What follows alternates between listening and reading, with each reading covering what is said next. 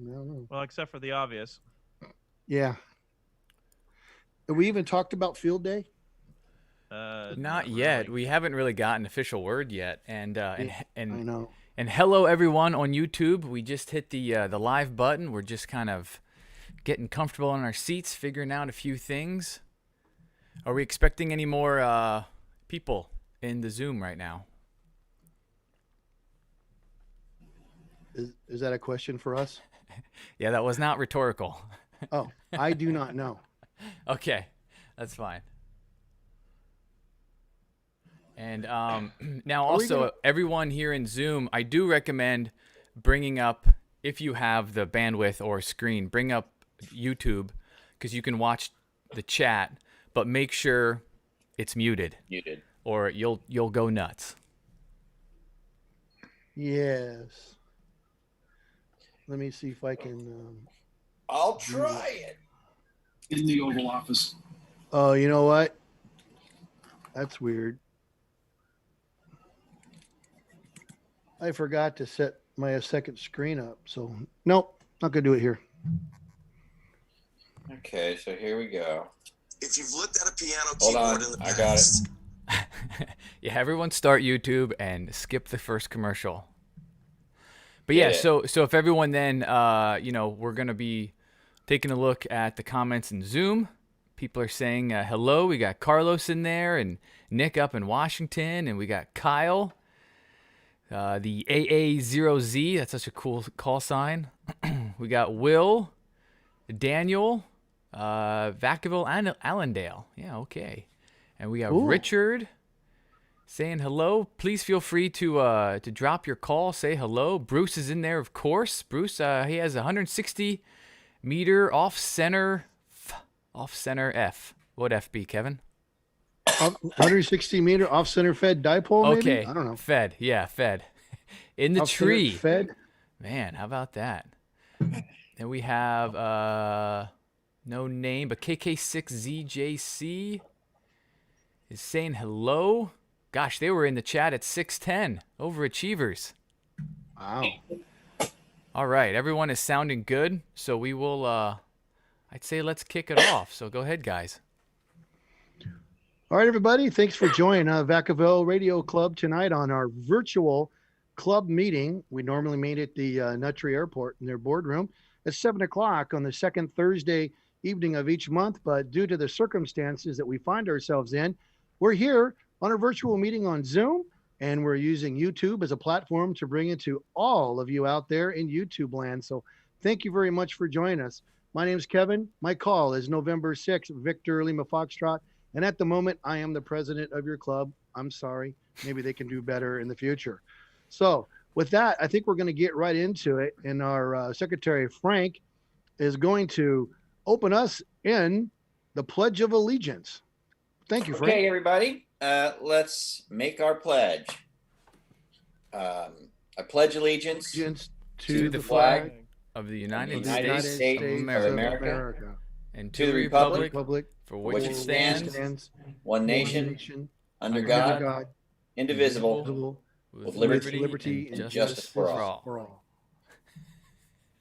There you go. A meeting is officially underway at 7:04. Awesome. With the we'll go ahead and just start with any announcements that we might have. I think we discussed this briefly and we decided, I don't think we really have any. We talked about field day briefly, and maybe we should just have a little chat about that. Maybe some club members curious. Is it going to happen? Is it not? Do we have any insights? Anything like that. So, well, the only insight I have is they keep moving the target. So I don't know what's going to happen. The city of Vacaville, to my understanding, as all the large outdoor events have been canceled to a minimum of August 7th. Just found out today that Fiesta Days is canceled, period. They're just not going to do it. Found out that they're letting some of the businesses, and I think some of the churches are being allowed to meet starting this Sunday unless they change their mind. So with that said, I don't know what to tell y'all except stay tuned on our nets. And as soon as we get information, that we can give to you that's reasonably accurate, we will do so. We're welcome to do it at my place in June if everyone's comfortable. And I think we're going to get to a point where the things that we do as a group in the future, if you're comfortable coming, absolutely come. If you're not comfortable coming, that's okay too. We'll do our best to use our electronic media to get the message to you and have you participate that way. And if you feel comfortable wearing a mask, that's even better. Come on down. But as for what we're going to do and the date we are going to do it, I don't have an answer. Now, being it's private property, we would just be restricted to how many people they allow gathering. Is that correct? I think that's true. And I've seen other people have small home gatherings with their family and friends, and they didn't have a problem. But I don't know 100%. I'm going to just go on record as saying I don't know the answer to that tonight. Yeah, stay tuned. And for those that maybe are just starting to think about it, that's June 27th and 28th, the last weekend of June. So anyways, Yeah, there's ARL does have a write up on it, ARRL too. Have you seen that, guys? Where they're kind of saying what the do's and don'ts might be about it, but it doesn't look to me like they're officially saying you can't do it. Well, I Or think like they're not going to do it. They're not. That I can see. if the stores are open and they're allowing the churches to gather, and they've already said outdoor activities in Solano County are essential. So we're knocking on the door of it being okay. And we were very careful, and heck, for crying out loud, we social distance at field day anyways. I mean, Yeah, we do. I mean, we make Brian go off in the corner and set his station up. Bruce, he's confined to his trailer. And Jason has his media station set up over. I mean, we're plenty distance away, and we'll just use common courtesy. If you don't feel well, don't come. Yeah. And if you feel well and you want to wear your mask, that's okay too. There you go. So stay tuned for further info. What about Brian KB0A? Do you have anything you want to share with us? Have we taken our treasury and invested it, and now we have $1 million? What's going on with that? Actually working on the second million. No. Okay. No, got some new members joined. Actually, I think they were old members, but they renewed. So we have Dan Shallickman and Dan Shallick and Bill Shallick, both rejoined. Oh, cool. Corey Benjamin paid his dues, so he's all caught up, and so is Art Aronson. So Art, you're okay now. And I'm trying to think who else there is. We had some other new members come in, but working on that.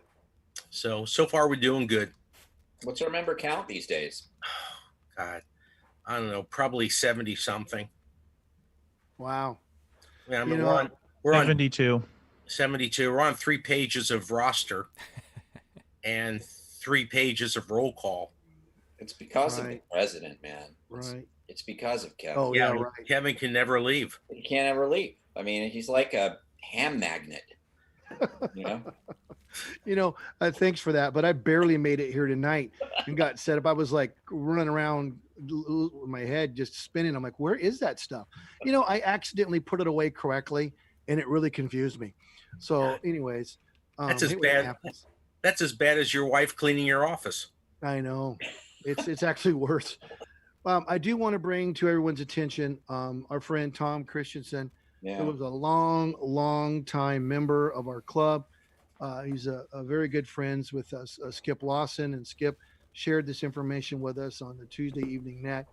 Our friend Tom Christensen has passed away, and we wanted to just bring that to your attention, and as our prayers and our wishes to his family and his close friends. And we want to know we're with you. And we just, for those of you that knew Tom, he was a very, very nice person, longtime club member. And since I've been involved, he's been my absolute connection for the Christmas dinner. I mean, he got all the information. I mean, we started Christmas in July. I mean, literally, planning it, making sure we had the venue, and then we started talking it up. I mean, he was a great dude, and he will be missed. I don't know that I have the words, but the uh, last year to about 18 months has been a little bit of an emotional um, roller coaster for our ham radio community. We've lost a lot of good friends, and Tom is one of them. And I hope that this year, the rest of this year, everybody wish you good health for you and your family. So, Tom, let's give just a moment of silence for our friend Tom Christensen.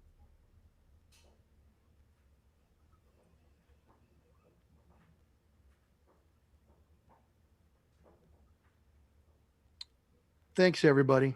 I appreciate you doing that, and I'm sure his friends and his family will also. So, anything else? So, let's see, Professor, you got anything for us tonight? Yeah, going over the results of me digging around out there on the airways, finding a unused spot on 2 meters, can constitute as a practical joke. We're definitely going to have to do a customized, specialized split, probably on one of the 12K splits, and I will get back to you guys soon about that, and which means our fusion repeater will hopefully find its new home. Yay! All right, cool. Wow, awesomeness. Oh, Well, go ahead. I did want to mention one other thing. I put this on under our events. Yesu's having a um, cyber conference tomorrow and Saturday, and it's all via web. Starts at 7 o'clock Pacific time, and I put info on our website under the events, and I have a link to their list and their logins and all that. So if you're interested in it, take a look at those. Anybody's interested, I definitely suggest listen in. You might learn something. Cool. Yeah, and I'll also say the following weekend is the YouTubers Ham Fest. So I'll share a link below in this video that will take you to the website, and multiple YouTubers out there are creating back-to-back live sessions with different vendors and manufacturers. So it's almost going to be like you're there at Dayton or Xenia, as it's known now, because that's canceled. And you'll be able to go from one YouTuber's channel to another and enjoy a nice presentation and talk. I heard there might be some giveaways, maybe even some flash sales. So that is not this weekend, the following. All right. I wanted to add a little bit to Brian, a professor's 2 meter fusion chat. For those of you who might not know, when you're putting up a repeater on a high location, a hill or a mountaintop, it takes effort to get that up there so that it functions on a frequency pair that is basically we're being good neighbors, so that we're not interfering with somebody else, they're not interfering with us. So just putting it up there just because we can't do that. So Brian has really worked hard, is doing his due diligence to help us find that. And right now we're discussing what type of split it will be. A normal split is our 600 kilohertz, either up or down, but that does not rule out a 1 megahertz split or something along those lines of an odd split. So Brian is also investigating that. So I know it seems like it's been a long time coming, but it has, because where we live in this part of California, there are a lot of repeaters, a lot of radio gear, and we just have to do our due diligence so that we don't put something up that's in the wrong spot, the wrong frequency, and we will get a lot of hate mail if we do that. And we want to have a fusion repeater that is open, friendly, and usable to everybody. So kudos to Brian, our friend BXP, for doing that. Thanks, Brian. Hey, no worries. Anything else from any of you guys? You got some more stuff? What's going on? Oh, go ahead. I do have another thought, but I don't know. Art, you want to say something? You're on national TV, man. I guess he doesn't. Hold on, let me. Okay. Oh, his mic was muted. Oh. There, now it's. We're doing the child lock thing where I hit it, and then he hits it, and then I hit it, then he hits it. Oh. Okay, there you go, Art. You didn't get it. We got no audio from you, buddy. All right. Yeah, audio art. Just shake your head if everything is okay. Okay.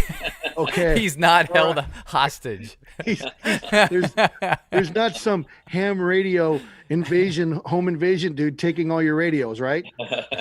You're okay. You know, we want to make sure. All right.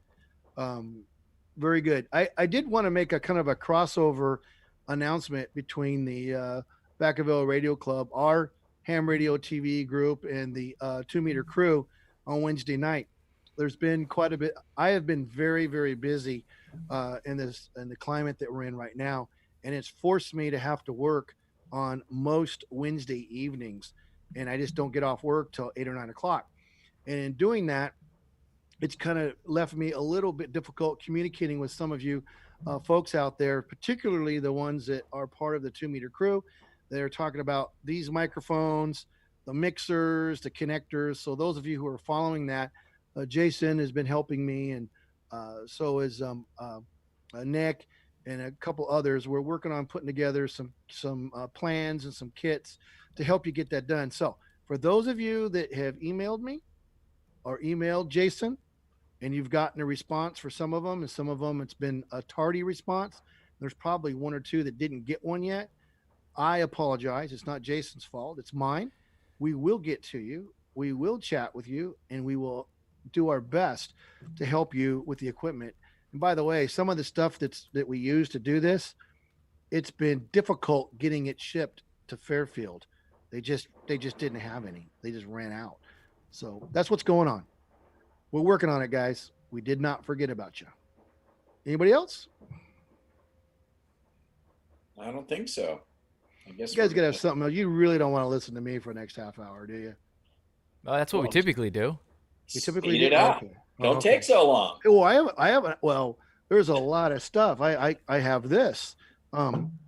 Is there anybody have any questions? I mean, that's a good thing. I mean, Yeah, I got a question. sure. What will we be talking about? Well, watt meters. What do you use a watt meter for, and what calculations would you do to turn watts into SWR, which the meter does for you anyways. But anyway, hey Jason, are there any comments or questions coming in on the chat? Let's address those. Let's give the folks out in the YouTube land an opportunity to ask a question. No, just everyone's just kind of saying hello, chatting a bit. Feel free to drop your call. Looks like there is a comment in there. Afonso Gaming, something about 11-meter band. I don't know if we're going to go over that one tonight, boys. No, the meters we're talking about will work on 11 meters, which is a 26, 27 megahertz range. But we won't be specifically speaking about 11 meters. Although I think the 11-meter band's pretty cool. Why is my computer doing that? Well, because it's not the right time to do that. I don't want to restart now. Do I just hit OK? Cancel. No. Abort. Well, I tried the abort. I think it works. Anyways, yeah, I had a thought in that thing. I had a thought and it's gone now.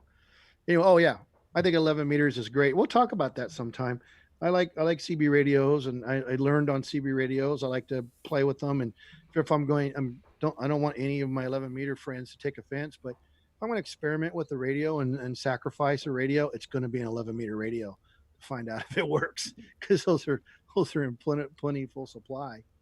Yeah. Anything else from anybody else? Yeah. What was your handle on CB radio? Oh, brother. Big knob. Whoa. We'll leave that there. Yeah, I don't even know. Somebody gave that to me, and we were kids. We had it. I had a CB radio operating probably till I was about 16 years old, and I discovered ham radio and said, "Man, this works way better, way better." Anyways, anybody else? Are we maintaining our YouTube audience, Jason, or are they sharply dropping off because of the talent? No, we're about 44 right now, going strong. Wow, Hit that's great. hit like or dislike if you don't like the jokes. No, we only we only want positive stuff. Anyways, we guys want to get started? We can talk, and if you guys have a question or some input, please help me. I threw this together pretty quickly, and I will talk about it a little bit, and we'll try and come up with a live demonstration. So we're going to talk about SWR and watt meters. Pretty much everybody in the amateur radio community is going to need some kind of SWR or watt meter at some point. And for those of you who are not sure what that is, it's a meter, it's a device you put between your radio and your antenna. It measures how much power is going to the antenna, how much power is being reflected, coming back from the antenna. And that's often called your reflected power or your SWR, which is, for example, you hear the terms, my SWR is 1.1 or 1.5 or 2 to 1. That's a ratio that the meter will do for you. So now let's get right into it. So I grabbed a bunch of examples. So here is an example. Well, let's do this. Is that upside down to you guys? Yes.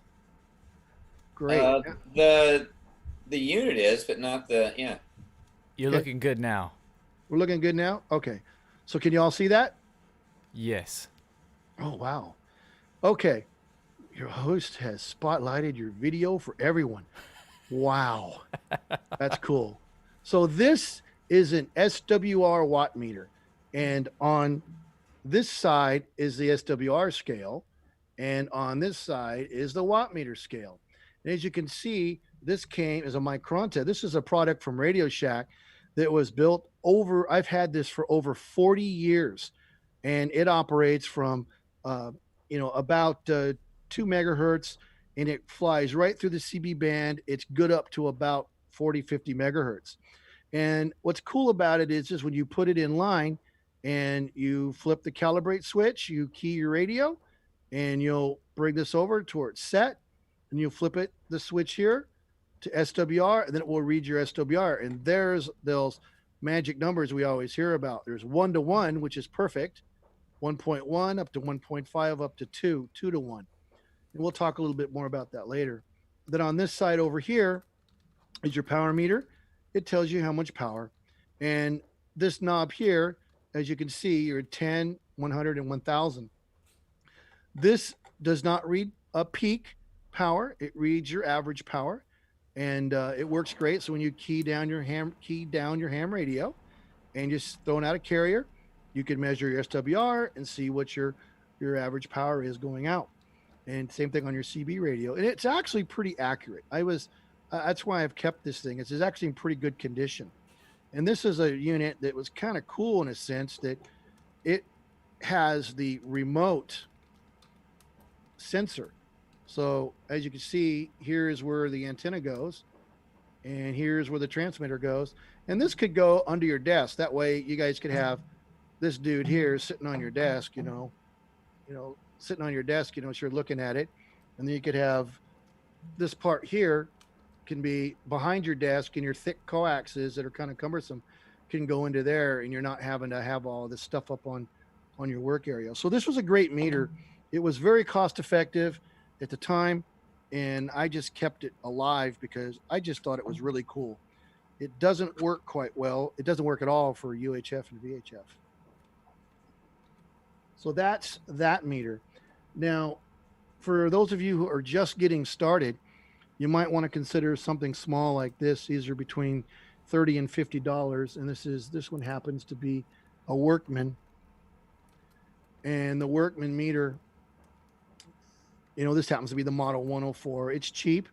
It's a VHF, UHF, SWR watt meter, and it's got a calibrate knob on the end to calibrate it for your SWR. And it's got a switch right here for SWR. In the middle, you set, and then your power reading. And your power reading is a maximum of, you guys can see this, about 150 watts. This is a very, very cost-effective meter. If you don't have one, you only can spend $20, $30 or something. You can find these pretty cost effective on the internet.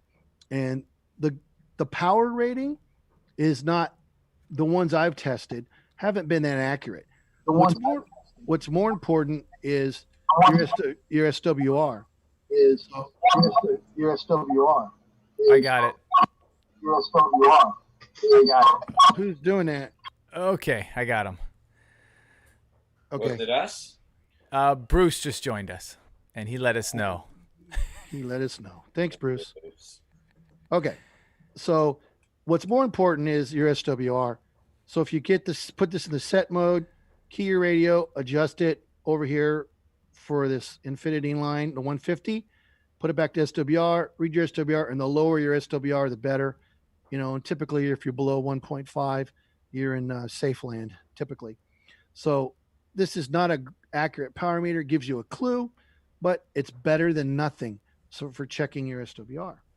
And this one is good for VHF and UHF particularly. I have not tested it on the HF bands, but I'm guessing it probably works okay, but I have not tested it on those bands. Then there's these other meters that you can find. You guys are always asking me about where can I get meters. Here is a Kenwood meter, and it is the I think it's the SW200. Yep, SW2000. Let's get on the other one here. That's an SW2000, and it's kind of cool. It's got dual meters, and it has multiple power settings, and you calibrate it. And similar to the other ones, what sets this type of meter apart is that it has different modules, and this particular module is set up for 140 to 450 megahertz, which makes this module, if you guys can see that, makes that module pretty much ideal for 2 meters and 440. So this could be your 2 meter 440 module, and you might choose to set your coupling knob to C, and that goes to your 2 meter 440 radio. Well, maybe you have a 900 megahertz radio or something, and you want it on band C, so you get the module that does that. And maybe you need an HF module, and you put it on HF so that you have a opportunity to read your HF radio. Now, another thing that's kind of nice about this particular one is when you hook the power up to it, which is on the back right here, and you plug in the module that you want, and then you look in the book and you flip these switches according to what module and frequency you're using. And matter of fact, you can look, they give it to you right here on a little sticker. So depending on what modules, where you put the switch in the proper position. And if you hook power up to it, not only does it light the cool lights in here, it activates the circuit for the PEP, your peak envelope power. So if you're a sideband person and you want to see what your PEP is, you flip that and you go, hello, and you look at your watt meter and it will read it in a PEP. So there is a circuit in here that does that for you.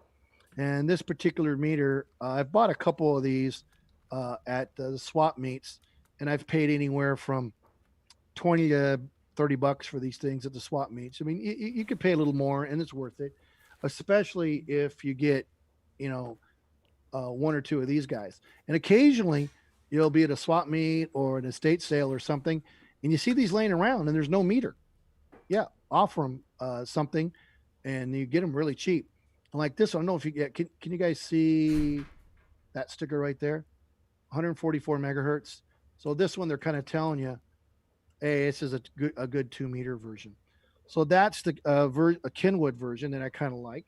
What's the accuracy of that one, Kevin? They're actually pretty good. I've compared it to I put on the service monitor and I compared it to the I'll show you in a minute, the Bird and the Telwave, and they're pretty darn close. And that's a great question, Frank, because your power reading is relative to a lot of things. Your how well your match is, and how well the unit's calibrated. So if your radio is rated at 50 watts and you put it on there and it says 47 or 52, I'd go, Yeah, it's close enough. We're not in a laboratory, but we got it close. And what's important is the SWR, is decent so that you can know that your reflected energy is low enough that it's safe to operate. And we'll do a quick experiment in just a moment. Real quick, Some, Kevin, on that, sure. Which one? so I have that exact Kenwood, and it's really cool because I can switch it. This one. Yep, Yeah. I've got that one. I can switch it from HF, or I can switch it over to VHF. And I noticed that this one here in particular has a calibrate, as some do, and then some don't. I also am looking at some MFJ tuners I have here, and they don't have a calibrate. Could Right. you say, because I just don't know, could you say if you have a calibration on your meter, it could possibly be more accurate because you're kind of setting that up every time you adjust your power or change your antenna or etc. That's a good question, and the answer is maybe. Maybe. Maybe I hear because ya. it depends. It depends on the quality of the circuitry. It's really cool that you brought that up. Let me reach over here into the magic watt meter pile. This is my favorite HF watt meter at the moment. Some people love them, some people hate them. I happen to love them.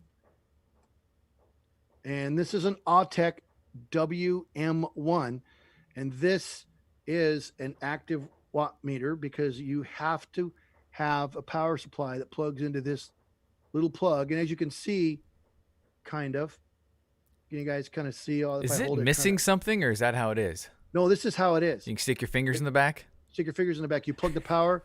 There's a PC board here, and it's got the little op amps and the level amplifiers, all the correction, the calibration, all that stuff is inside on this board.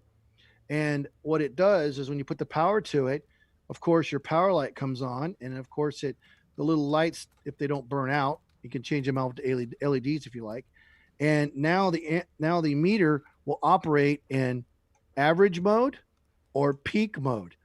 And I've tested this one against several other meters, and I've also put it on the service monitor, and I've just compared it with what I had available to me. And so far, these things have been pretty accurate. I really like the peak power portion of it. It's capable of up to 2,000 watts peak.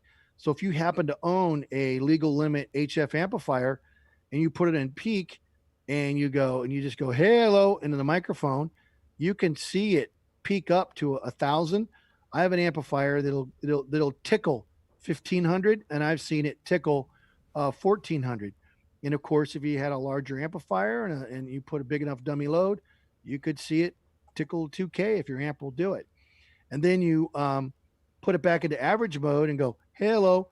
The meter just measures your average power, and it's really nice. I like it for my sideband, and I find these often on the internet. Was it QTH.com? QTH, they're classified, and eHam, and occasionally eBay. But the one I have in my hand, I bought this one from, I think I got this off of QTH. A ham had it, and he offered a very fair price, so I bought it. And I bought another one at, she helped me out, guys, the one over there in Concord, Pacificon. You know the Pacificon Sunday morning swap meet? Got one of these for $50, and look how clean it is. It's very clean. There's a lot of hams out there that bought these, and they're very clean. What I have talked to some guys that the pickup unit here, they said they don't like the way these connectors are set up, and occasionally you got to take it apart and make sure the connections in here are good, and that these connectors here are making good contact with the case, so your ground is good and your connection to the bridge inside is good. But this is a great little meter. If you don't have an HF meter, it does not work on UHF and VHF. I think it stops. It doesn't have the spec on it, but you can look up the WM1 computing watt meter, and I think it stops around 50 megahertz. But it is good. It is very good up to 30 megahertz, the HF band, so we don't have to worry about that. Works really, really good. Any, you get any questions? Any help? Or I'll just keep babbling. No questions? Oh, I do. Sorry. Okay. I was muted. Sorry. A popular one. Well, I wouldn't say popular, but one that I seen a lot, and I bought one. I have one. Is, and you may or may not be familiar with it, is the Diamond SX 100. I don't know if you're familiar with that one, but just curious. It ironically it looks exactly like that, and was curious about your thoughts on that one, just if it's accurate or not. That is the next one, actually. Yep. What a trip. I brought this one. You see the little wiggly line here? That's the antenna for the field strength meter part. You see these are a dime a dozen. I actually bought this for $10 at a CB shop, and it works up to 30 megahertz. And here's your forward and your reflected power, and here's your sensitivity on it. And it's a super duper duper cheap one. And if you don't have anything, it's better than zero, and it will give you a basic SWR reading.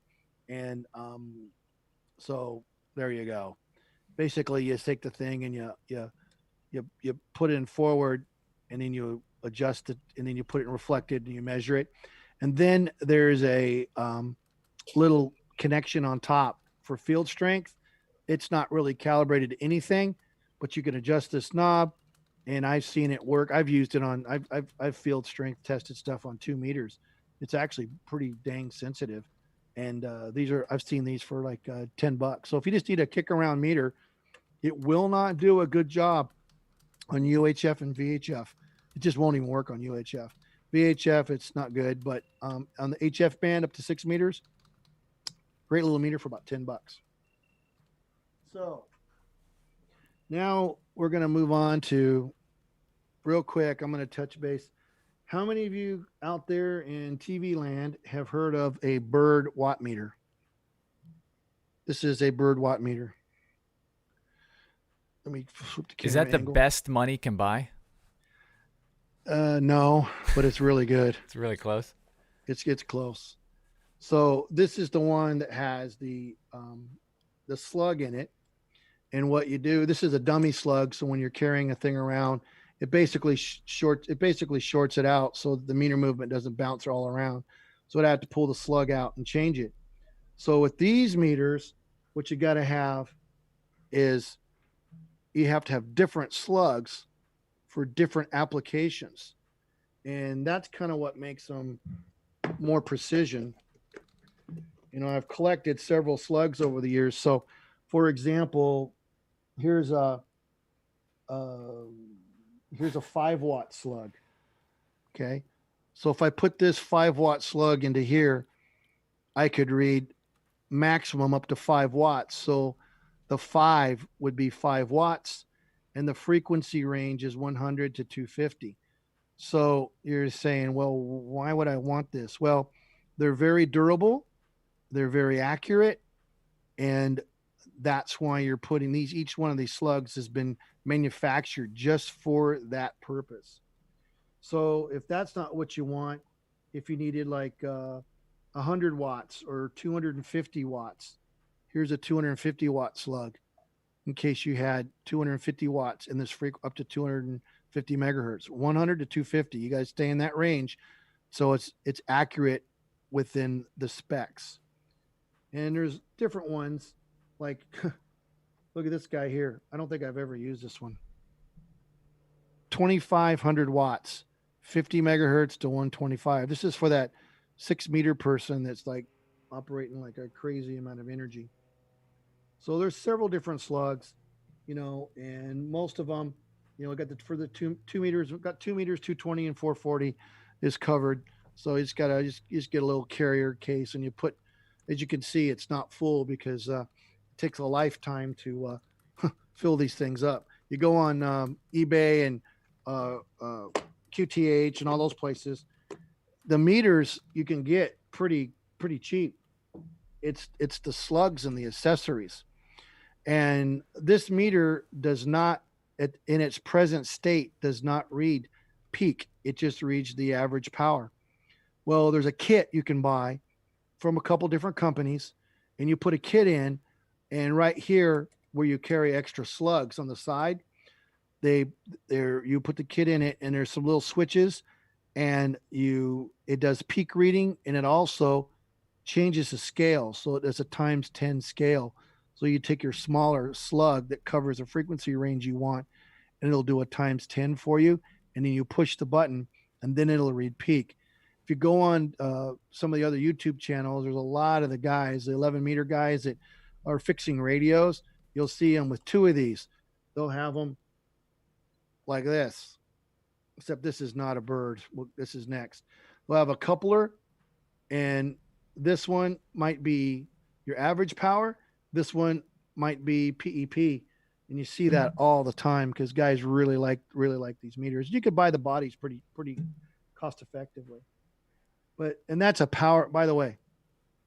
These are power meters, watt meters, forward and reflected, okay? They don't read SWR directly. This is a tail wave. The difference here is this guy has different power settings, and he's calibrated. So if you look at the chart back here, the frequency calibration is from 25 to 1000 megahertz. And there's an SWR chart. I got to hold this right, don't I? There's an SWR chart. So if you look at your forward power versus your reflected power, and you come up and it'll give you what the SWR is. And we're going to do that in a little bit. And let me find 1.5. Yeah, it's right there. It's about 4 watts. 1.5 is about 4 watts. So, and this is calibrated and they give you the calibration factor. So you're able to go with this particular meter and easily put it at, like, for a 50 watt radio, you want to, it'll do 50 watts. You want to start at least 50. Then you'll do your forward reading. You go, okay, that's how much power I got going forward. And in a minute, that's really got a weirdo reflection on there, doesn't it? It's keying. It's trying to key. Why is it keying? It's reflecting your blue background. Yeah. But I didn't do anything.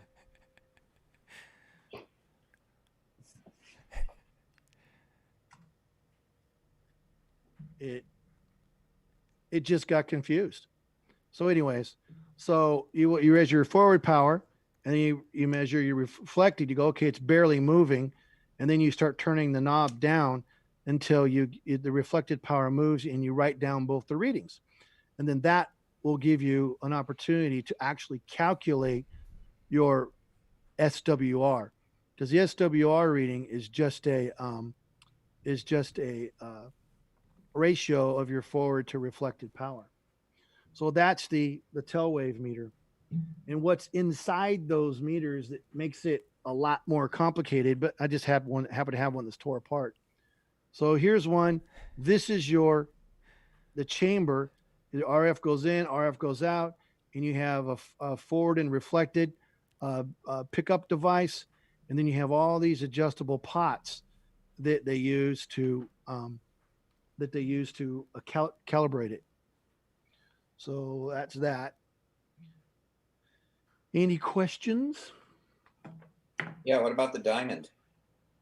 We're up. Exactly. We're going there, right? We're going there right now.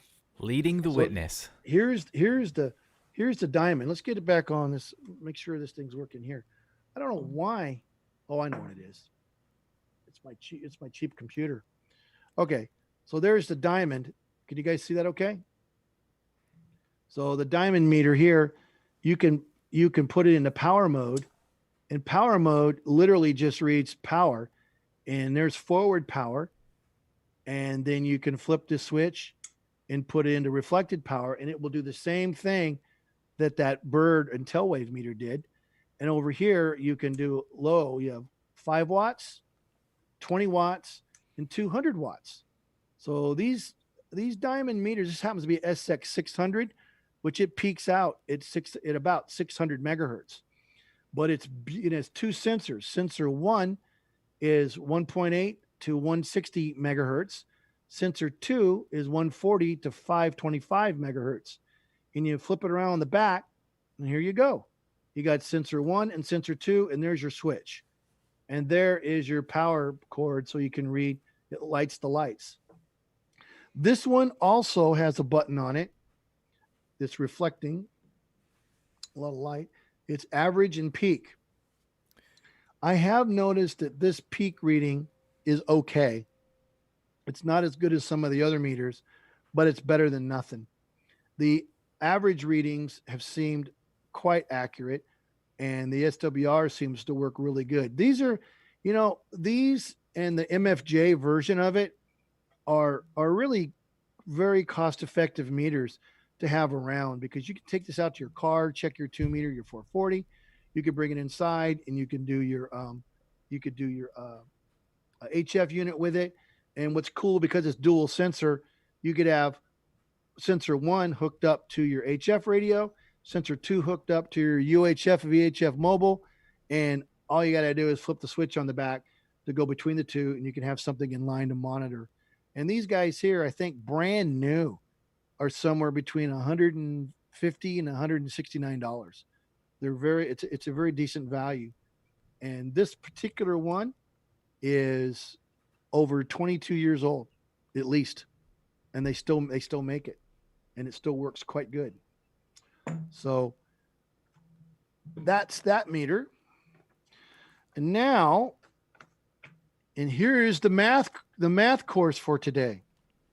We're gonna try.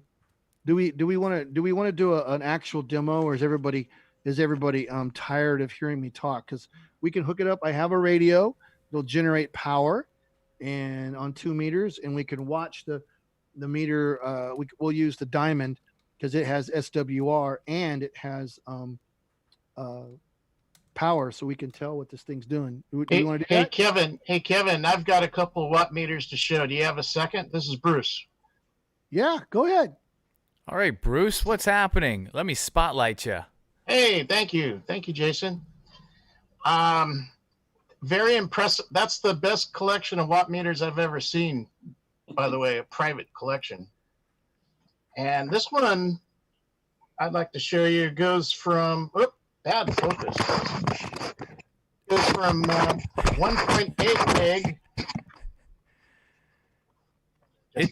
There we go. It goes from 1.8 megahertz all the way up to 440 megahertz. As you see, everything's reversed. You see by the dial, and it's a cross needle SWR, as you can see. It's made by MFJ. And on the back, don't get scared. It's crazy on the back panel. You're going to go, whoa, what are all those knobs and pots doing back there? But all these little holes are calibration pots to make sure it is darn accurate. So you can take one of these meters and put it up against one of the really good meters like Kevin's Bird, and you can adjust every single range, the high and the low, from 1.8 meg all the way up to 440. And all the connectors are the same as Kevin's. You would have an in and an out, or I'm backwards, or over here, an antenna and transmitter. And it's got a power jack to run the light on the meter. So that one's kind of cool because it could be calibrated very, very well. And I have checked it on my other meters, and it's done very, very nice. What's the model number? The Mighty Fine Junk. I wasn't going to say it. I can't see the okay. The 864. The 864. All right. Yep, MFJ 864. Great. I want to put that in the chat for people that want to Google. But this thing is almost DC to light. It's very small. It's very accurate. Now, on the other end of the spectrum, I should say on this end of the spectrum, you've got this thing. Don't get jealous, Kevin. Can you guys see this? We can, but the camera, you're grabbing that thing rough. Oh, look at that. That's pretty big. It's the robot. Sitting on my shoulder. This is a portable fit in your pocket version. But it's got a big old heat sink down here. And as you can see, it's got a built-in meter. Hey, what's going on here? Terrible lighting. I should fix my lighting. It's got a correction chart here. And it says it's 50 ohms. And this is the business end to hook it up to your coax. And it's just a giant, big old thing, and it says something about Mars on it. So, Don Cam6INR, here you go, your first piece of test equipment for your new Mars station. No station should be without this giant watt meter. All right, thank you. Very good presentation, Kevin. And I'll turn it back to you. Thank you for letting me butt in with my junky watt meters here. Well, that's really cool because you gave me time to do some numbers here. Are you doing math now? Well, I'm doing a real world thing, and I've I'm doing math now. So you were that kid that shows up morning of school and just quickly finishes the homework? Yeah. Well, this is distract the teacher. Yeah, distract me, buddy. Hey, Bruce, Okay. How old is that watt meter? What's the age on that thing? I mean, I have no idea. I bought it at a flea market, and it just keeps on working. I use it all the time. I go out to my car, plug 50 watts into it, and the meter, goes up scale. And I go, hey, good radio. And I can't burn it out. It's got such a big heat sink on it. Does that one have a reflected power on it, or is it forward only? No, I have to hook it up backwards to do reflected. Oh, okay. Wink, wink. Okay, back to you. Okay. So yes, I did do some really quick math, and it's because what we're going to do is we were talking about power, okay? So really quickly, this is how you do it. So your forward power, the square root of your forward power plus the square root of your reverse power divided by the square root of your forward power minus the square root of the reverse power. So I did a really easy example. So if I had 100 watts going forward, and I had 4 watts coming back, and there it is, minus. So the square root of 100 is 10. The square root of 4 is 2. And so 10 plus 2, 10 minus 2. So 10 plus 2 is 12. 10 minus 2 is 8. And 12 divided by 8 is 1.5. So that right there, there's a clue in there for everybody. Now, I wish we could be, and anybody on the YouTube, 1.5, this is set up for any of you guys that are interested. If you know what your forward and reflected power is, there's a percentage that is the magic number that if your reflected power is that percentage or less than your forward, you're okay. And I used 100 watts and 4 watts as my example. Okay, now that I've given you a chance to think about it, it's 4%. 4 is 4% of 100, right? So if you calculate that out, narrow it down, boom, it's 4% is an SWR of 1.5. So you say, well, does that really work out? Yeah, because here's 10 watts forward, 0.4 watts back. We run through the numbers, and it comes out 1.5. And that's 0.4 is 4%. So if you have just a watt meter like this tail wave or a simple watt meter that only does forward power, and then you literally unscrew it, turn it around, and do the reverse power, you can calculate your SWR. So what I did while we were on our break there with Bruce Man is I took this guy here. Let's see if we could see him. And I got a dummy load, a 60-watt dummy load on the back. And I'm using a 2-meter radio. Now the question is can you guys see that at all? Yeah, it's coming through. It's coming through? Okay. Mm-hmm. So I'm on power right now, and I put it up here on 200 watts. So the middle of the scale is about 50. So I key the radio, and it's not 50, but it's a little above 40. So I guessed 42. Okay. Now I'm going to put my power on reverse. It's just barely moving.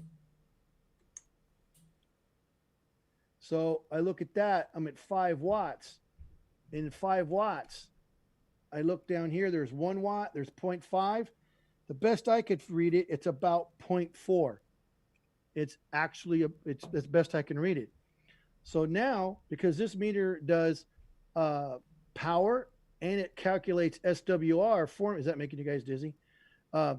If it calculates SWR for me, so now I'm going to put my power back up, put it in calibrate, put it in forward, and I'm going to turn my calibrate knob down so I don't bash my meter. Now I'm going to turn my meter up, and I'm going to try to use the TV.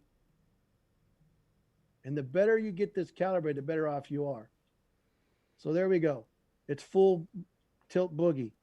Now I'm going to hit SWR. In the SWR, I'm actually reading, the best I can read is about 1.28. That's what this thing's measuring. Okay. So we measured that earlier, exact same readings, and we did it. Here is the 42 watts forward, the 0.4 watts back. That's the formula. That's the square root plus the square root minus the square root. And here is your 7.1124 and your 5.8476. Look at that. I calculated 1.216. So it's somewhere between 1.2 and 1.3 on my reasonably priced meter. So if you have an opportunity to, with the watt meter, and you don't have an SWR meter, and if you get something and you say, okay, I got, in this case, I got 35 watts going forward, and I have, 2 watts coming back. So you can just figure out what that percentage is, and you'll know that that's too high. Because if you take 35, right, you take 2 watts coming back and divide it by your 35 watts going forward and multiply that times 100, that's 5.7%. You need to be under 4. So what if it was 1 watt? 1 divided by your 35 times 100. Now it's 2.8%. You're below 4%. It's great. So the difference between 1 watt and 2 or 3 watts with a 35 watt, it's logarithmic. It's a lot of difference. So as long as your reflected power is 4% or less than your forward power, you're probably safe. And we just proved with the with this SX600 from Diamond that these guys are pretty dang accurate. I mean, and by the way, guys, that's taking into consideration the tolerance of the meter and how accurately I was able to calibrate it for SWR. So we were within 0.08 of the reading versus the calculation. So there you go. Go to your face. You want? Oh. You're talking with your hands. Hey, so man, that's good stuff. Earlier, I asked a question about is it more accurate if your meter has a calibration knob or adjustment? There was another question very similar to that. He was speaking of an MFJ model and whether or not he should have a secondary SWR or a secondary power meter. You know, can we trust our equipment?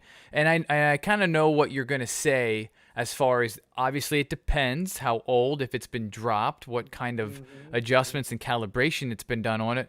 But how could we test it? How could we bump check it against something else or someone else? You know what?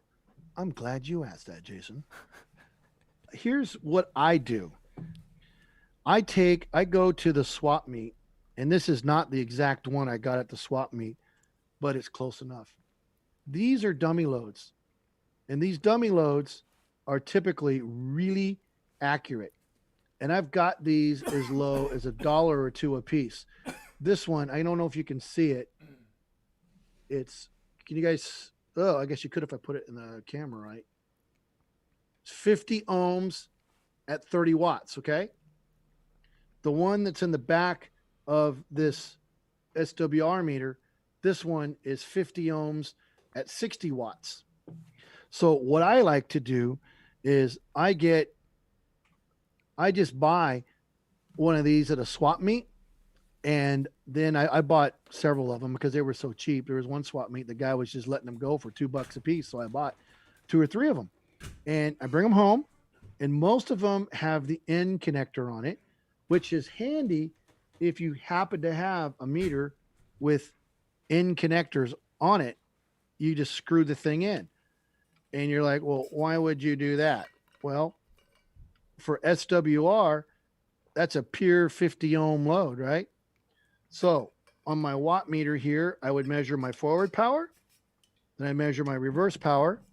I would do the formula, and the less amount of reverse power I have plugged right into this Telwave watt meter, it gets me closer and closer to a 1-to-1. So if I plug this thing in and go, man, my watt meter, and you take your radio, and if you can, you take these connectors like this, and this is a barrel connector, and you just butt it right up to the back of the radio or tie it into that tail. I'm using a little jumper here. So that helps get rid of some of the error. So now with this dummy load, if you measure really, really, really close to 1-to-1 or 1.1 or 1.05 to 1, you're going to say, you know, that meter is pretty accurate. It's actually not doing too bad. And then if you're still not convinced, then you take your other one, and we can even do that. You disconnect it from your watt meter, and our readings were coming out here at about 1.2 using this load here. Well, I can disconnect this load, and I happen to know that this one's reasonably, these aren't the perfect ones, but these are really close. This is an N connector T. You could buy these for $4 or $5 at the swap meet, and then you adapt it. And by the way, your adapters, anytime you adapt things and insert loss, it's a variable. So I'm going to put this one here. I'm going to take the other 50 ohm one, and I'm going to put it here.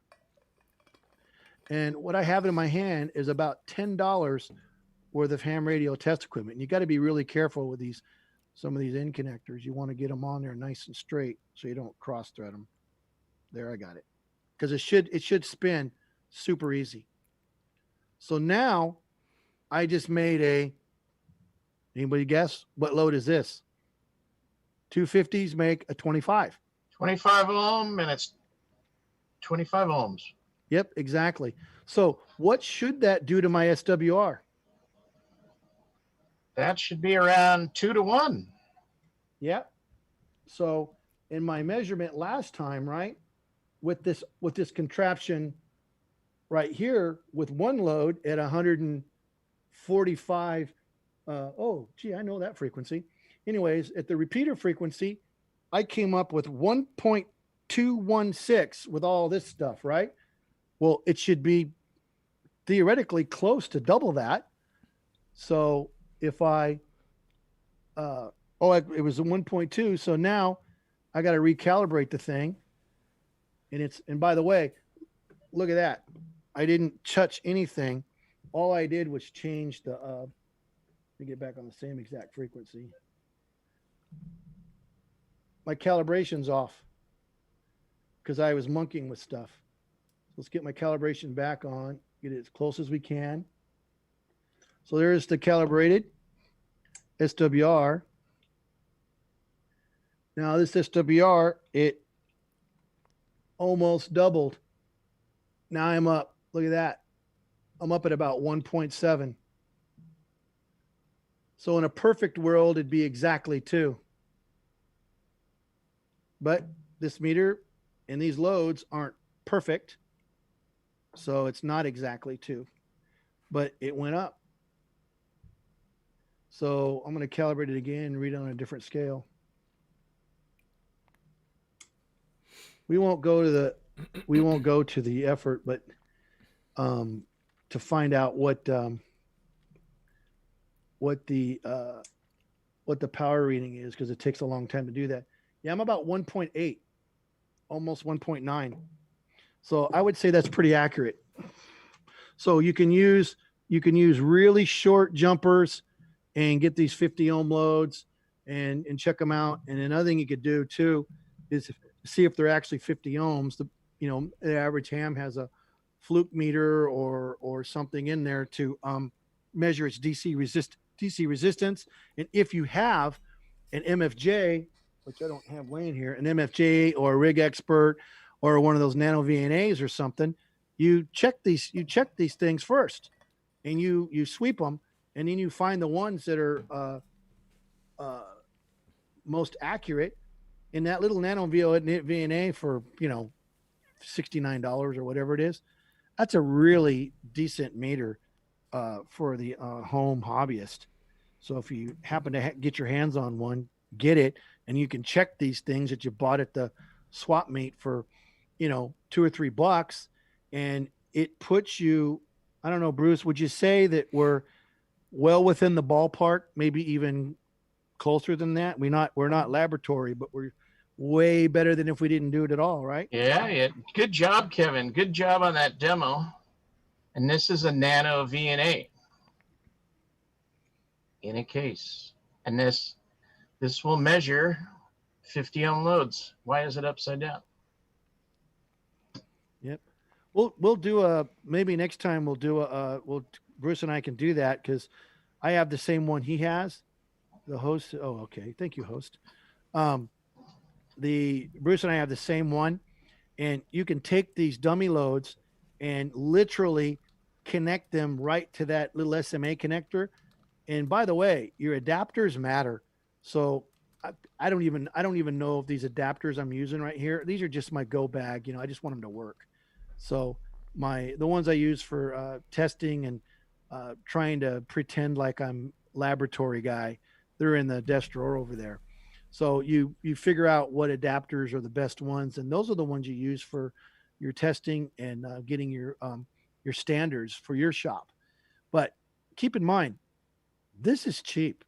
If you buy a nice SWR meter and you go to the swap and you get something like this, hey Jason, is that 100-watt little handheld desk thing, is that on your bench still? You know what I'm talking about? The 100-watt. Oh, it's just a dumb 50 ohm load. The dummy load. Yeah. Is that handy? Yeah. Let me grab it. I want Jason can show you when he has, and we picked that up for pennies, and it actually looked really good up to 500 megahertz. And go ahead and spotlight your own bad self, because that's something else that you can get at swap meets and on the internet. Guys sell this stuff, and they're relatively cheap. There's no meter on that, but that's an old 50 ohm load. It handles about 100 watts. It's a dry type, just a simple load. I say dry, it's probably an oil filled. But anyways, it's a decent load. And we put it on the analyzer, and that thing did really well. So you can take very high quality short test leads and use something like that. Jason modified his. So I was And- going to say, as hams, we have a lot of stuff and we tend to buy it from wherever, get it. It's cheap.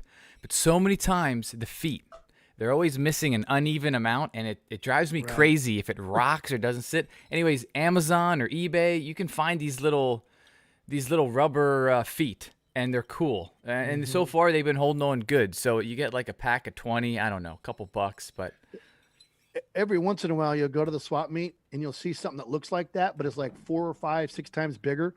You're like, what the heck is that? It's probably a Bird or a Motorola or one of those big companies got it's a big old load that somebody's getting rid of. And, as long as they don't want an insane amount of money for it. And something else too, you swap meets, you always got to beware a little bit. Occasionally you'll buy something.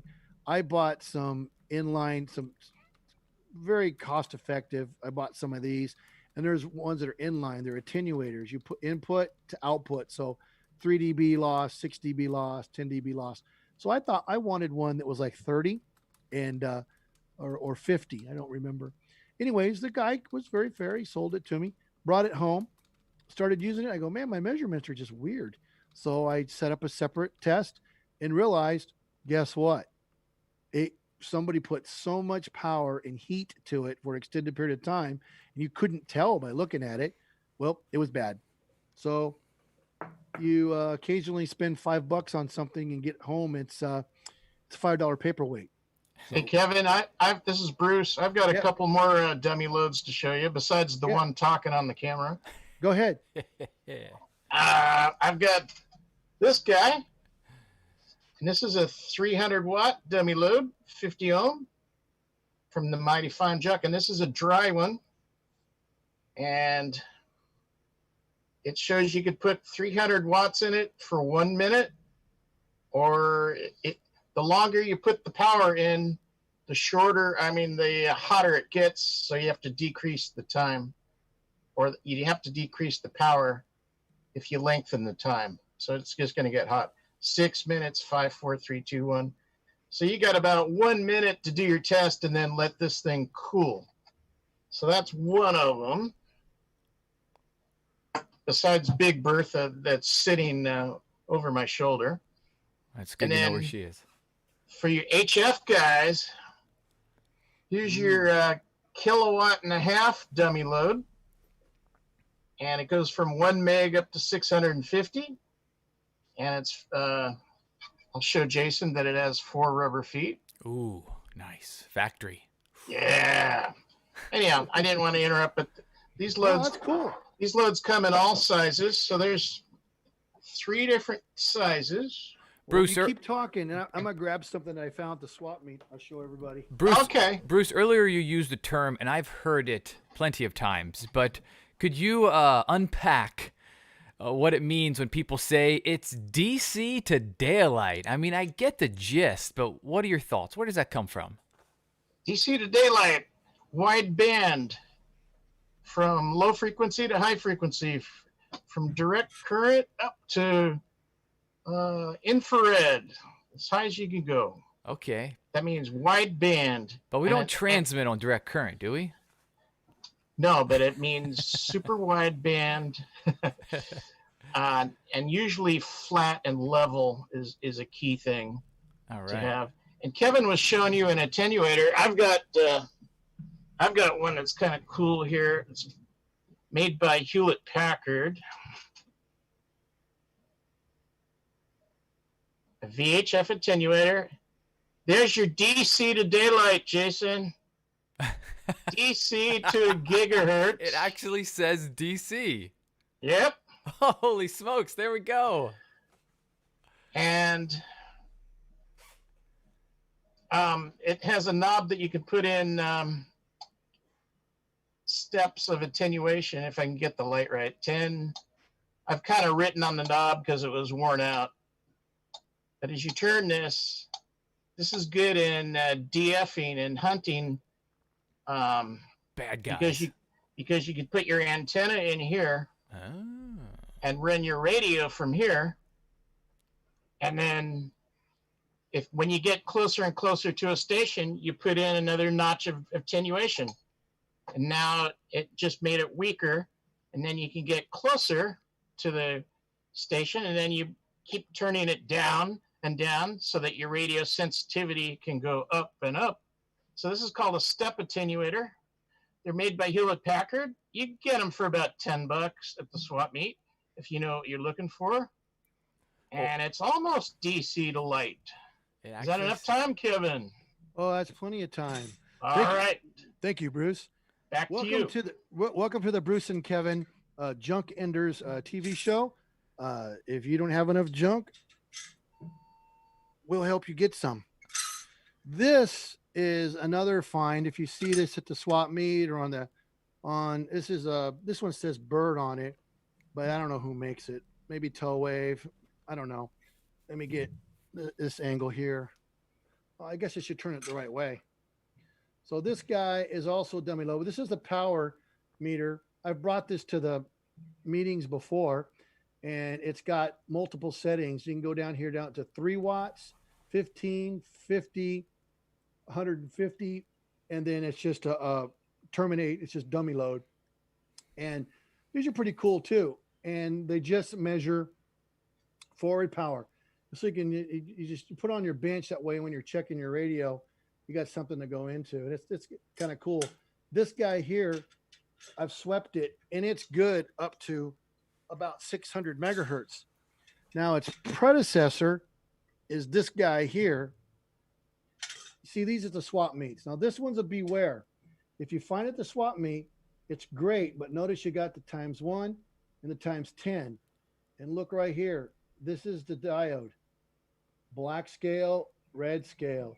You got to have the diodes in there. So I'd have to take this diode out, put it over here, and flip between the scale, the ×10 scales.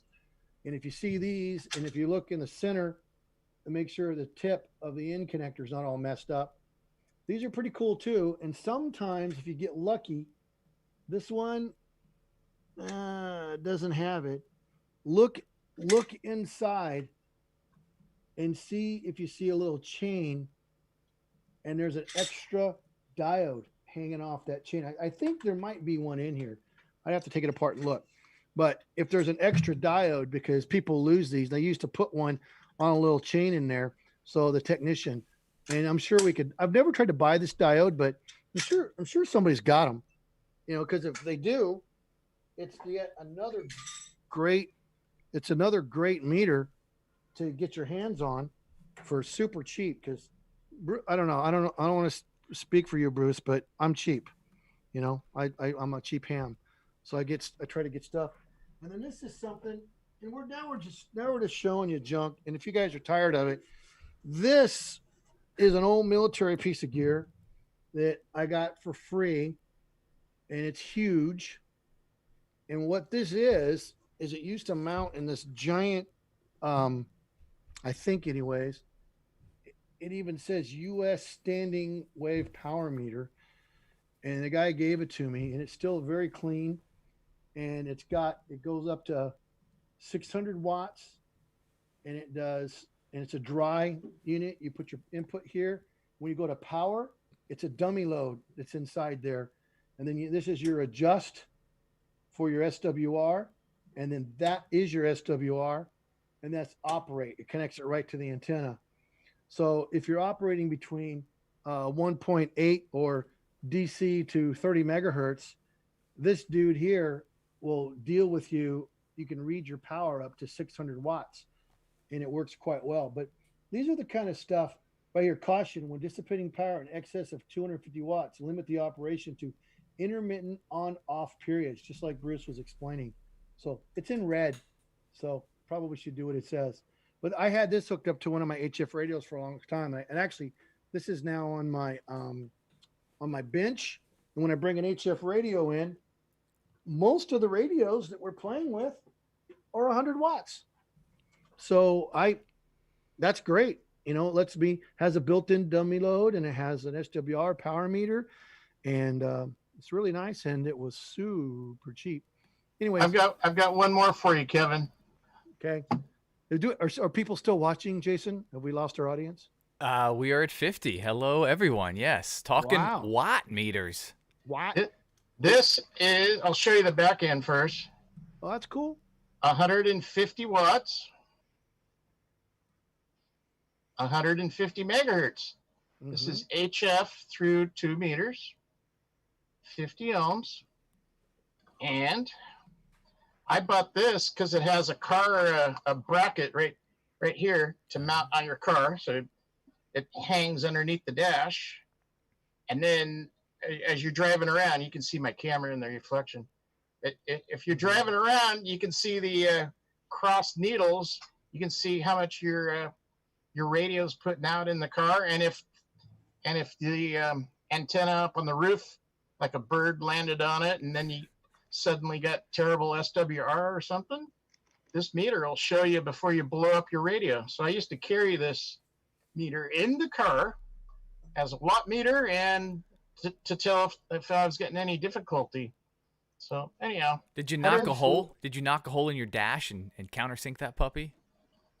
No, the bracket here goes underneath. Here's the dash, and the bracket goes like this, and then it points up so the driver could see it. Yeah, for sure. It looks like a really cool, airplane gauge almost. Way neat. Yeah, it does look like a cockpit gauge. All right, that's just another variation. Kevin didn't have this one, so I thought I'd show him. If we put our collection together, oh man, we'd really have something. Okay, thanks, Kevin, for letting me interrupt. Oh, absolutely. I was going to show you guys something. You asked how to calibrate. I said use the mini VNA or something. If you have this guy here, he's telling us at 146 megahertz at that dummy load that I used to test. Well, it's telling me that it's actually about 57 ohms, and it's telling me the SWR is 1.3. And we measured with this guy here 1.216, and I came up on this guy here at 1 point. So I would say this is pretty close. And then if you were to disconnect it, so that's 1.6. Let's find out what our just for chuckles, what would it be if we tried to make it twice as bad? Because these guys are not here, because these guys are not, this is not exactly 50 ohms. It's more like 60 ohms or something. So they're not balanced, but that's okay. We're amateurs and we're learning. So I didn't change the frequency. So I'm going to try to get this thing to go in here, because the shorter your test leads on this stuff, the better, especially the higher in frequency. Hey, look at that. So 145. Did you guys see it? There you go. It's 1 point. It's pretty close to 1.8, isn't it? Well, look at the resistance. It's not quite 25. It's 27. It's got a little bit of reactance. So if it was actually 25 ohms, that would be 1.2. But it's not, because that one load is like 57 ohms and the other one is, I don't know what, probably 51 ohms. So the combined is 27. And there we go, 1.8. So we can probably with a reasonable certainty say that this particular meter, my SS600, is pretty accurate. I mean, we're talking, I can't tell the difference between 1.2 and 1.3. Let's put it that way. That's pretty dang accurate. So there you go. Anybody else got any other questions? Or I've got one more comment for you, Kevin. Go ahead. This is Bruce. To go in line with what you were doing there with a variable SWR checker, if I hold this up to the camera, can you switch it to me, Jason? Oh, yep. Sorry about that. I'm slacking. Yeah, could you, Jason? Jason, could you please pay attention? This is my SWR checker, and what this is, it's a 500 ohm resistor hooked up to a couple of clip leads. And what I do is take my fluke meter and adjust this resistor to 50 ohms, and then I can calibrate stuff like this with all these back panel screws for 6 watts, 60 watts, 330, and so on. And I can calibrate the SWR portion or check the meter like Kevin was just showing you, that MFJ. So if you set this to 50 ohms, it'll be 1-to-1. So I measure it with this meter on the ohm scale. And then I'll set this resistor to 100 ohms. And Kevin knows the answer to this. If I put this on the end of my MFJ tester at 100 ohms, I'm going to get 2-to-1 SWR because it's twice 50. And then if I set this to 400 ohms or 100, 200, 400, 600, I can check the scale on those antenna calibration meters. Or if I go the other way, if I lower this down from 50 to 37.5 to 25 to 12.5, the SWR will go up and up and up and up, and then you can calibrate the range on the meter like Kevin just showed you without buying a whole bunch of fancy test equipment, because I'm cheap too. So I made my own calibrator to test antenna analyzers. Back to you, Kevin. Thank you, Jason. All right. Now, Bruce, when you tune or calibrate that MFJ, do you stick a metal screwdriver or a plastic one in through those holes? The right answer is not to use metal. Yeah. But to use a tweaker. That's it. All right. Just wanted to make sure we're passing good information I like to use glass on screwdrivers. Glass? Pure glass, What kind of torque can you get on one of those? Zero. I was going to ask Bruce, what's the maximum frequency you suggest for that type of calibration? Am I open? Yeah, my mic's on. Yeah. I only use it up to 30 megahertz. And for Kevin, maybe you recognize this company. Yes. They make a cool screwdriver that's got a Phillips end. And if you twist it and turn it around, it's a blade end. This bugger is such a small screwdriver, I can get some of the smallest pots, but it is conductive. So I like to use the plastic one better. The diddle sticks. Yeah, what Bruce was referring to is that he only goes up to 30 megahertz because as you go higher in frequency, your connections matter. So when you get to a 2 meter band, and especially the 440 or 77 band, you start getting a lot more critical when it comes to connections. So, if you took it and you were going to do 2 meters with that, you probably could get away with. What I did one time is I took a little pot and I tried to solder the pot literally right to the connector. And even that was okay. But up to 30 megahertz, man, you can get away with murder. It's not a big deal. But if you're looking for just 50 ohm stuff like this, man, internet, swap meet, garage sales, what it boils down to is these guys go out, these comm guys, they're out there doing their job, and they take apart sites and stuff, and there's circulators and dummy loads. There's all this stuff, and it just winds up at the swap meet.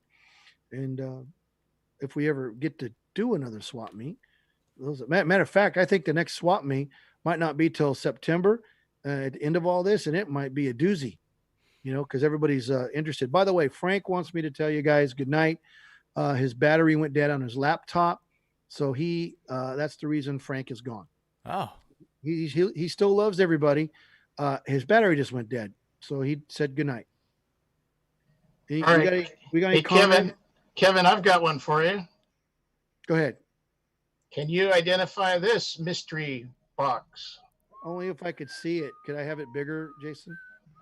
Oh, there Okay, we go. it's got a connector on one end. Yes. It looks like a pipe bomb. Yes. It's got a connector on the other end. Yes. And it's got this funny looking label from True 10 line. Mm-hmm. And there's a hint what it is. Well, it looks like an adjustable attenuator. Is it adjustable or is it fixed? It's broken. No, it's fixed. oh, It's got these big old clamps on it, and it's got non-rubber feet, and this thing handles a lot of power. You can put a Mama Jamma radio into this puppy, and the reflection doesn't. I can't. How many dB down is it? Like 20 or 40 or something? It is. I can't see that. It says dB. 20. 20. Yeah, but your power handling on that thing must be a couple hundred watts or something. Yeah, I think it is. So it's a 20 dB inline attenuator. Cool. Bird Electronics. You ever hear Bird? Yep. All right. Well, this is my goofy piece of test equipment for tonight. Yeah. Well, Jason, does anybody on the comments have any comments, questions, begging us to stop? What's going on? Well, Will in the chat thought maybe Bruce was showing off a nuclear fuel rod. Oh, okay. Was it Bruce? Your mic's off. The nuclear plutonium rod is here in my drawer. It's right here. It looks like this. Okay. For all our FBI friends spying on us, that's just a joke. Have you ever seen one of these? Yeah, we're now triggering the keywords on Google search. I'm kidding. So it's an electronic device, ladies and gentlemen. So 2 questions for Jason. One, do we have any people that want to ask a question or contribute? And are we going to open up the Zoom tonight? Or are we going to not do that? Yeah. We'll open up the Zoom. I got 8:30. We'll maybe put a cap on it at 9. So let me copy the invite. So guys, I am putting the link to the Zoom. So feel free to jump in, ask questions, or if you've got something in your shack you want to show, because sometimes when one person starts showing something, you want to show yours. Yeah. All right. That should be the link. Choice of words. That should be the link, and the password is 145470, which is also our repeater. And this was not on the repeater tonight. We figured we'd just do it here on YouTube. I think it just makes things a little simpler. I think we should try and stump Kevin. That was great, Kevin. That was excellent math. The square root of power out, power reflected, minus square root, power reflected, power out. Yeah. That made it super easy to understand.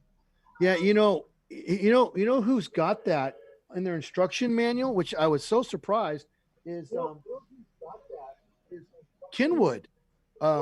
These guys here.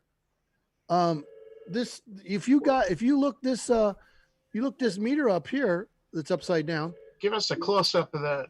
The SW2000.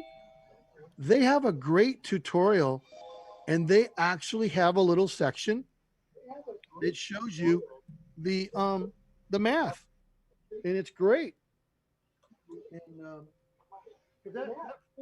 that 4% thing makes it easy, because anybody can divide the small number into the big number and multiply it by 100, and you go, okay, less than 4%, I won't blow up my radio. Thing about it is you have to do your calculations, and we're not going to do that tonight. 5%, 6%. Remember, it's not perfectly linear, and when you go up, it gets a lot worse really quick. What's the reflected power at 100 watts to give you SWR of 2? I don't Okay, I'll figure it out later. Figure it out. Go ahead, Jason. Invite everybody in. Yeah. People are raining in. Hello, everyone that just joined us. I got Nick and David and Carlos and Chris all the way in the UK. Good Lord, what time is it? Great to have you. Feel free to unmute yourself and chat. I will mute you if I hear an echo. Yeah. That's why I'm wearing YouTube down. That's why I'm on the headphones. 4:30 in the morning. 4:30 in the morning. That man loves ham radio. God. I was gonna ask Kevin. There was a question, a pretty good one. What can someone expect to pay for a watt meter?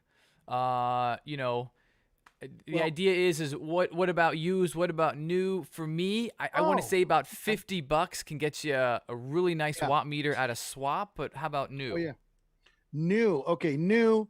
For example, you can look up this SX600. I like the SX600 from Diamond primarily because it has the multiple sensors on it, and it does. It's kind of a DC to daylight. It's rated 1.8 to 525 megahertz, and it has the 2 sensors, and it's under $180, brand new, and it's well worth it. But you go to the swap meet, you're anywhere from, $20 to, $40-50, and like this one, like these guys here, I think I bought this guy used, and I wanted this Telway specifically because it had the adjustments on it. I think I paid used $250, but they're a lot more than that new. But what's cool about the used ones, if you find somebody that was willing, they'll sell it to you with the case. It says Telwave, it fits in the top, and it's got a nice little thing on the back to put your adapter cables and stuff in to go on the road. So I got one with my Telwave. I got one with my good Bird, but I see Bird meters all the time and out there. Thing about it is when you get that Bird meter at the swap meet, pick it up and hold it up. This one here is okay. You got to be careful on the calibration on these right here. There's some of these dudes that this little spring on them is bad, and you just can't get it to go to 0. This one's okay. And also, what you'll find, I was at a junk sale. I found this exact meter. I actually have 3 of them. That's why one of them, this one's tore apart. It looked beautiful, and when I got it home, I looked at it like this, and the meter rested at 0 perfectly, and I lifted it up, and the meter went wonky on me, and I took it apart and found out what do they call that, Bruce? The D'Arvesol movement, that little spring. Yeah, they call it the counterweight. The counterweight on the needle was messed up, and these meters, holy cow! You order the replacement meter, it's like 150. It was a lot, so I didn't do it. So you can find them used. Just make sure that the meter movement, and when you put the meter in there, when you're looking at meter movements at the swap, you put the slug in there. Notice this one's not moving. You can't really see it, can you? See that meter? It's not moving because there's the slugs in there and it's shorting it out. Let me see if I can't get it out. I don't even know. I don't remember how. There it is. Now watch it. It moves. It's hard to see on the TV, but that meter's swinging. It's right on the 0 and it's swinging. Do it again, Kevin. It took me a second to get you large. Okay. Full screen. See how it's moving? Yeah. It's moving nice and free, right? Let me see if I can't get this back in here. Oh, so that guy holds it there, huh? Yeah. Not mechanically, but electrically. Now watch it. Whoa. It doesn't Yeah, need. because that meter only takes about 20 or 30 microamps. Yeah, it's nothing. Millionths of an amps. It's a millionths of an Yep. amp because it's so sensitive with those crystal diodes. Yep. So I'll take this out and I'll set the thing, let it set there for a while, and let it set, and then I'll adjust the zero balance on this and get it nice and perfect, and then it'll be as accurate as it's going to be for me. But if you pick a meter up and you move it and that meter goes slams all over the place, or it doesn't move at all when it's not shorted, there's probably something wrong with it. So it's kind of nice to have to be able to short it out. A lot of, when you're buying meter movements, it's like you see them laying there on the table, you can pick them up. But that's kind of hard to do on a watt meter. Are those your favorite? What's that? Are those your favorite? Yeah, here's a good example on the SS600. Watch it. They're not shorted out. See? Oh, okay. See how it goes right back to zero? So, you want to take care of it. So the answer to that other person's question, that diamond is, I think it's under $180 brand new. MFJ makes some great meters. Bruce showed you the DC to daylight one that works great. They make some large scale meters that have peak reading that plug into power. Those are really cool. What's the other brand? Daiwa, is that how you pronounce it? The one, is that correct? Okay. Daiwa, they make some crosshair needles that work, really cool. And but the commercial stuff, the Bird and the Telwave, I really like those. I have another Bird, and I'm going to modify it eventually to have the peak reading so I can put it on my. I want to be cool like the CB guys too, but right now I'm not. Anyways, yeah, swap meet, $40-$50. Matter of fact, I paid $50 for my Autech WM1, but that's only good for HF. I think it stops being accurate around 50 megahertz, maybe 55. But I only use it up to 30. And I use my 600, and I use my Telwave. Like when I go up to work on a piece of equipment, I take my Telwave. That's what I use. Cool. But when I use my ham radio stuff out in the car and here at the shop, often I'll use my 600. I like it a lot. Hey, Kevin. Oh, Kevin, yeah. I've got a question. It's David. What do you think of these SWR and forward and reflected power meters that come built into linear amplifiers? I've got an ACOM linear amplifier, and it has that in there, and so I look at that when I'm transmitting just to see what I'm doing. Yep. Are those okay? Yes. As a matter of fact, what's really what I noticed on a lot of the radios, especially the newer ones like the 991, the ASU 991, the ICOM 7300, and others. If you turn your amp, bypass your amp, turn your power down as low as it will go, and use the SWR meter that's built into your radio, oftentimes are quite sensitive, and you get that thing to tell you if you're tuning your radio or your antenna or with the antenna tuner down to 1-to-1, and you go, okay, now you can increase your power and use your amplifier and look at your meter. You'll find that it's really close to dead on. I mean, I have an old Kenwood 940, my HF radio, and I found that when I turn my power level almost as low as it'll go, I think it puts out 5 watts maybe, and I use that to check it, and that automatic SWR meter, that thing works awesome. And then which amplifier did you say you have? Your ACOM? Yeah, it's an ACOM 600S. It'll put out about 600 watts. Dude, those are nice amps, and the meters that are in that one, and then in the I'm trying to remember what Dawn has. My brain just went dead. Those meters are great. Is yours the analog or the LED version? It's both. It'll give you digital as well as a graphic display and all that stuff. Yeah, it's really nice. Those are very, very useful tools. They're building equipment into these new pieces of gear that, unless you just want an external unit to double check. But what's nice about it is your radio with your amplifier bypassed, your radio will give you a really good indication of what's going on, right? Mm-hmm. With the antenna. and then you run it through your amplifier at low power, and you verify your readings, and you go, okay, my radio says I'm 1.1, my amp says I'm 1.15, good enough, margin of error.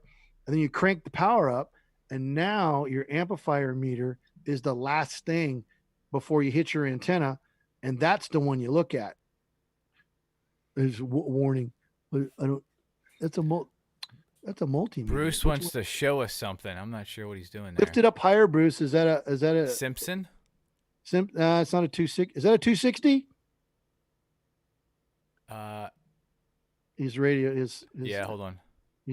But yes, Dave, those things work great. I've also got an ICOM 7300 transceiver, and it has SWR displays in it that you can graph as you're tuning your antenna. You can it'll show you what your SWR is over different frequencies. Yes, and create a graph. It's really quite nice. It is. Those things are so. Nowadays those radios are so nice. And if somebody purchases a, for example, a rig expert, and you want to check your antenna, it does the same thing. It'll graph, and then if you are inclined to buy one of those nano VNAs, it also does that. But man, to have it built into your radio is just awesome. Yeah. Yeah. So you've got you're checking it with your radio at low power. Then you're running it through your amplifier at low power, and you verify that everybody's happy. Then you turn your power up, and you just monitor the output on your amplifier meters in case something changes. Yeah, it will shut off the amplifier if it gets too high. Oh yeah, the ACOMs, those are great. Those are great amplifiers. It's hard to go wrong with that stuff. Chris, I've been happy with it. Let's hear from Chris. How's it going, Chris? Yeah, doing okay, thanks. I just had a question for Kevin. The answer tonight is 12. Go ahead. I can't think of a question for that. Okay. But, right. I've got the Yaesu 991. It's got a built-in SWR. Which is really handy. Mm-hmm. And I know, it might sound like a silly question, but why is it not possible to have a radio with a built-in analyzer? Obviously there's never been one, but is it theoretically impossible? Oh, I'm sure they could do it. All we got to do is pay for it, because you're just gonna, they would set the thing up to where that it would. Because that'd be so handy. It would, yeah. You know what? I'm surprised somebody hasn't thought of it already. That's right. You're just charging extra money. The only thing that I would caution people about, and this is just my goofy old electronic radio guy opinion, is I like to check my gear and know that it's right. And then I want my test gear to be my test gear and my radio gear to be my radio gear. If my radio gear happens to have a cool analyzer or SWR meter built into it, I'm happy. But I like to have a piece of test equipment, whether it be the 600 or the Birds or whatever, to move around to service things. When everything's built into a radio, it limits you to that radio. That's the only downside that I see to that, is you'd have to move your radio, take it to your friend's house to check his antennas. Whereas in the way now, I grab my MFJ or my rig expert, or sometimes I'll just drag Bruce over there, and we'll check it out. But I agree, having it built in is great, but I would still buy a external meter and some kind of an analyzer. I wonder how much money that would actually add, because that is a fantastic thought. I don't know, because you think about it, they've already got the graphical display, they've already got a version of a small microcomputer already in the radio. It's got the screen built in. That's not a cost. Yeah, you know what? That's a great question to ask the Yaesu and the ICOM guys. Hey, what are you thinking about? They probably won't tell you, because they're probably back in their secret squirrel lab figuring it out right now. We don't even know it, but that's a great thing. Yeah, all these radios, they're very similar.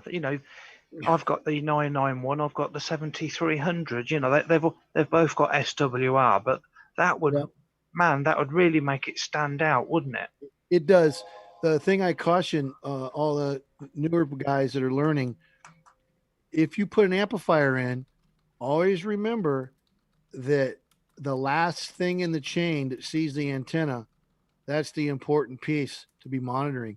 So you could be sitting there running your ACOM amp or your Ameritron or your Heathkit amplifier, and the SWR meter on your 991 or 7300 is happy because the input to the amplifier is beautiful, and the amplifier is chugging away at 500 watts, and that antenna tuner and analyzer or whatever in that radio does you no good.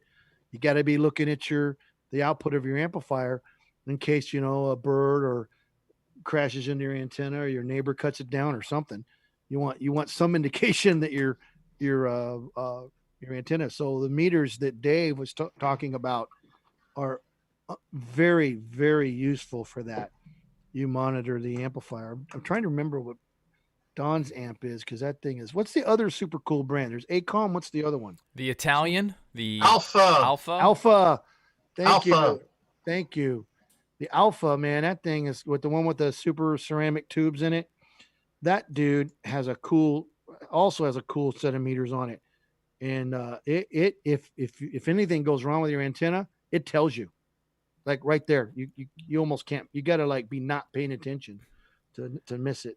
So what do you think, Nick? How many things did you buy tonight, or how many new thoughts in your head do you have? Because I know you, Nick, up there in Washington, you tend to grab a hold of things when you see it. Yeah, I do.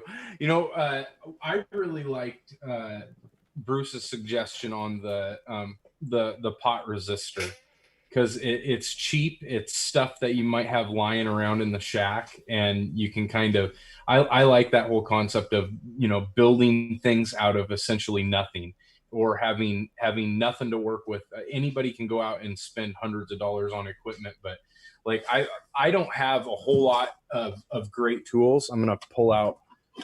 So the SWR meter that I have I got it at the Lincoln Ham Fest, and I think I paid like $3 for it or something. And that's what I use. It's only good for, UHF, VHF. I thought it was interesting. Unlike most of the people, your math equations weren't very popular, Kevin. But what's that? Oh, sorry, I wasn't even talking into my mic. Your math equations weren't very popular because they were confusing. But I actually really enjoyed them. And someone had just asked about what it would be at an SWR of 2 to 1. And I think if it's just simple math, it would be essentially 5% reflected power, right? I haven't calculated it, but yeah, if it's a 2 to 1. Yeah. So if it's 4% at 1.5 to 1, then it would be, 125% of that would make it 2 to 1, which would be 5%. Okay, so 100 watts, 5% is 5 watts, right? Right. So you could just change the number. So I'll do it. And I'll tell you. I think you guys keep talking.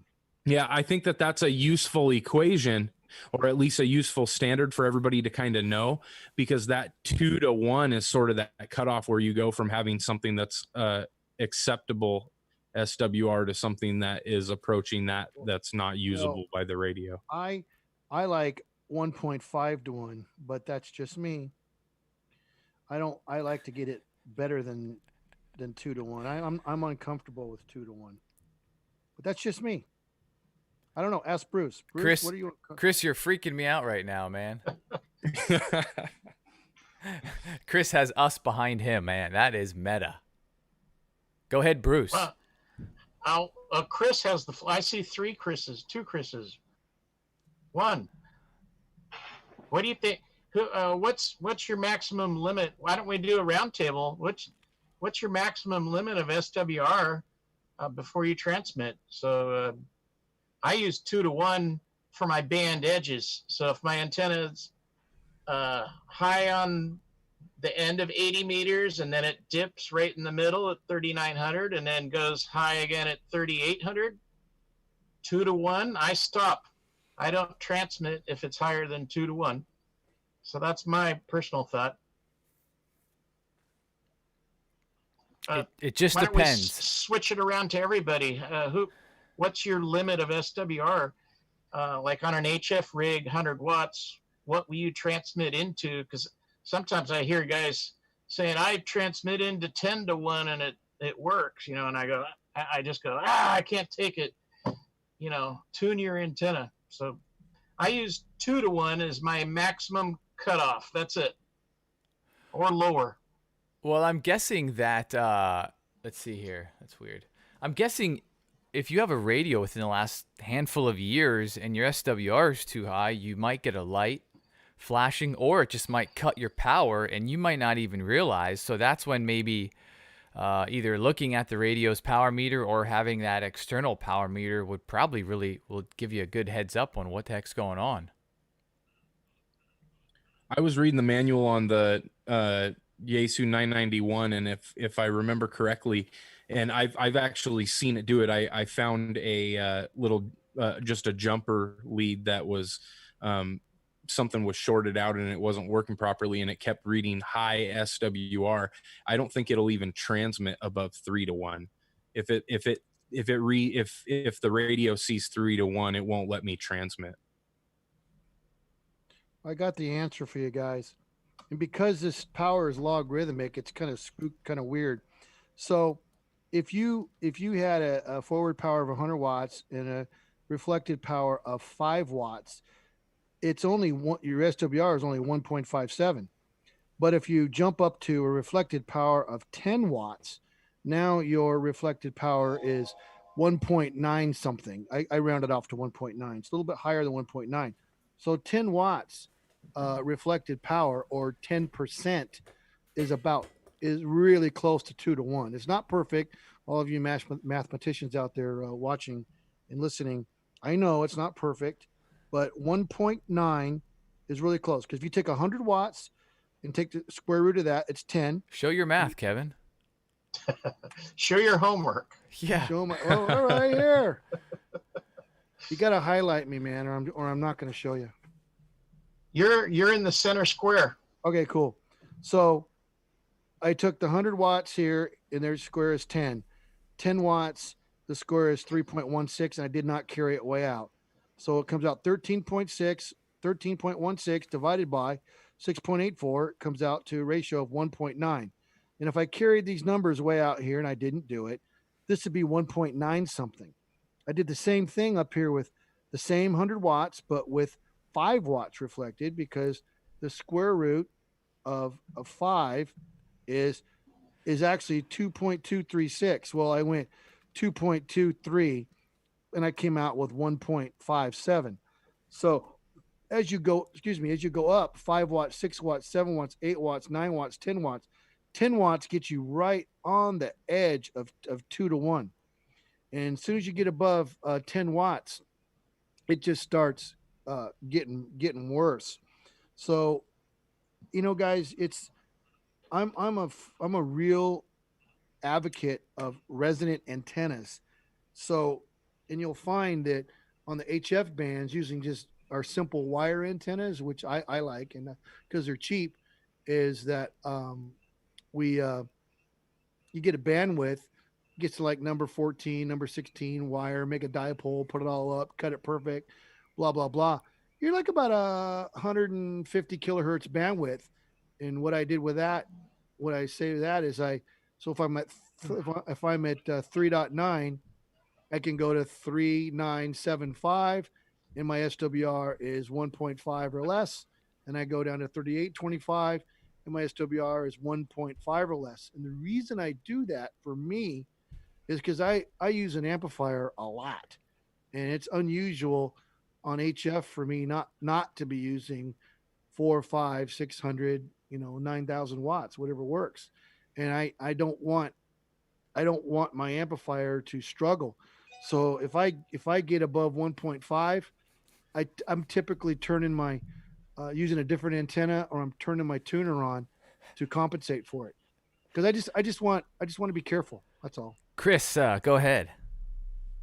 Yeah, sorry to interrupt. Oh no, you have to with Kevin, but he's a really friendly guy. It's interesting. It's very. What I was going to ask, why, without fail, all these radios, they've got a built-in tuner ATU. I've got a 7300, the 991, and I think both of them are rated, very low.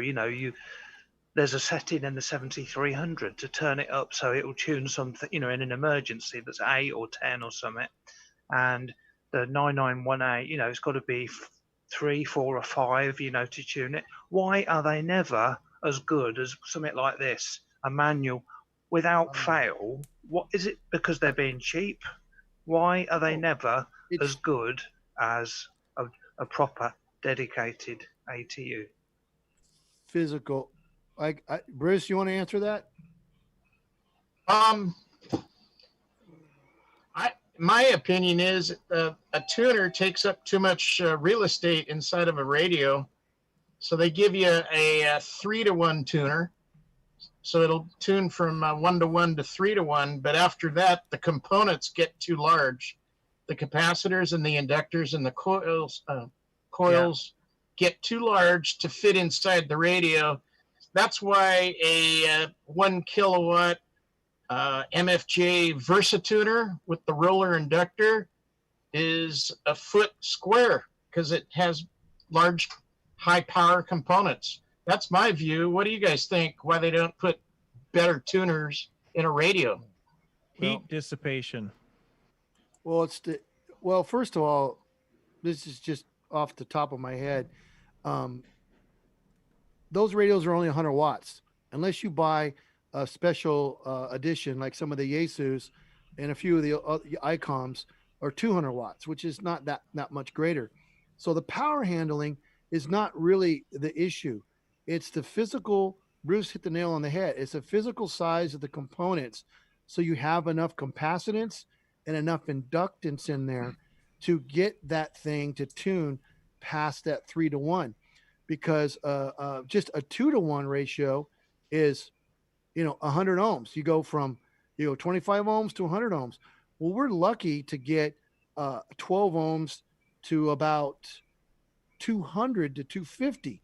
Whereas if you take the tuner that Bruce described, those things will go down around 10, 12 ohms, maybe lower, all the way up to I've seen them go as high as 1,000 ohms. So it's truly a matter of physical space. And another thing too is the reality of it is that your 100-watt radio is just that, 100-watt radio. And the second you hook it to an amplifier, that tuner is now become useless, because now the tuner has to be on the output of the amplifier, and it needs to have enough ratio to tune a wide range of impedance from, let's say, 10 to 12 ohms, maybe up to 4, 5, 600 or ohms or even greater, and be able to handle the power.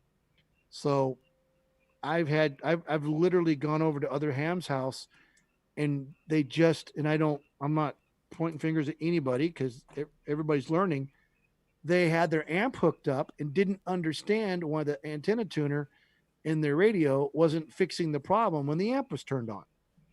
Because it's only good. It's a 100-watt radio. It's a 100-watt tuner, and it's only good to 3-to-1. It's just physical size of the components are going to get huge. Oh, by the way, that's another good point. Is the more range you have in the smaller components, the less power. So even if they did cram it in there, it might not have enough voltage rating to even handle 100 watts, because 100 watts of RF, I don't know what the true, what's the word I need, Bruce? The true EMF that's happening on those coils, capacitors, the RF voltage is very high, even at 100 watts. So if they made those components too small to give you a much wider range of impedance adjustment, probably wouldn't handle the voltage. It's too small. Kevin, my understanding is when you use a tuner, it really reduces the amount of output power that you have when you're transmitting.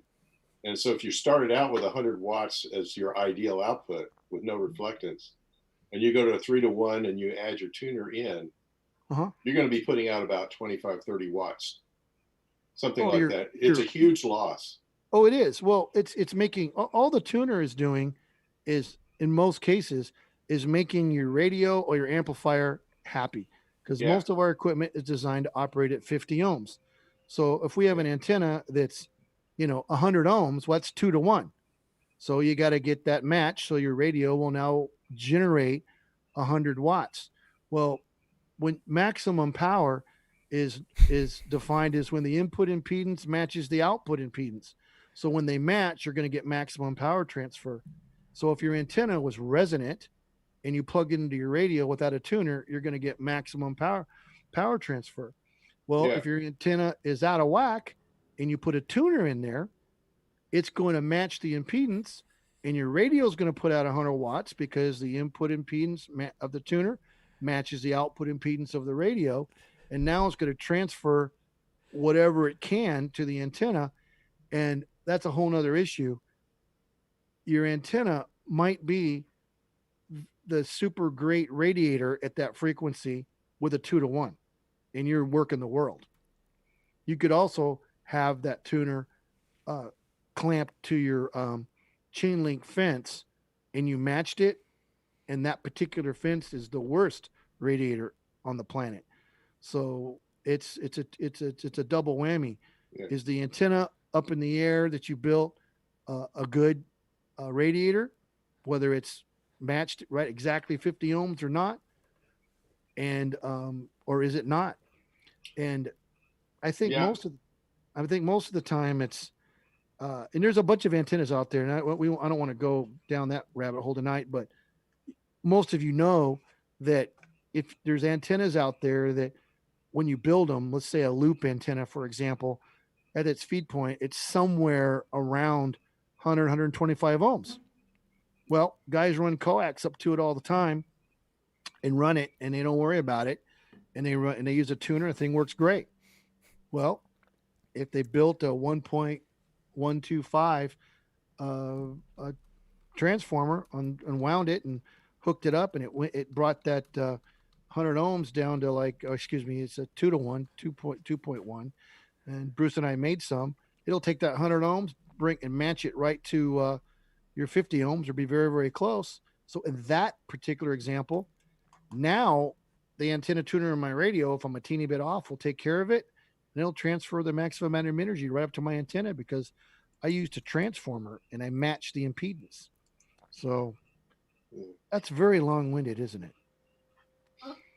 I want to hear from Doug. Doug, how the heck are you? KC780D, it looks like we are in your living room. You got it. Yeah. I don't know if you can hear me, though. We can hear you. Can you hear me? Oh, yeah. Oh, wonderful. Most of the time, this thing doesn't work. It's almost like one of my old ham radios. No, everything is spot on. What is new with you?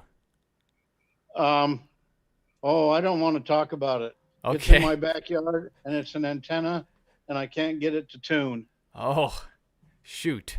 And we're all locked in our houses. The thing that's worse about it is that it's intermittent. I've got a, what do you call it? A random length of wire, and it's supposed to be 85 feet, but the last 10 feet of it is I've got a splice on it, and it seems that every time I wiggle the splice, my SWRs go to pieces. Oh, geez. Well, that's a little telling, right? If you wiggle it. Stop wiggling it. Yeah, get some tape. Jeez, be a good ham radio. Yeah, sounds like maybe to cut that guy off and put a new one on. Get that guy some electrical tape, will you? Yeah, I think water got in. It was a twist tie.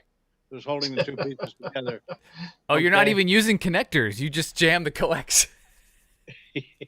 I like it's not a coax. It's a wire. So. Oh, okay, a wire. Like yeah. Oh, gee. You guys are killing me. Well, how about Will? Will, we haven't heard anything from you. Do you have a quiet environment, or are your females in your house going crazy?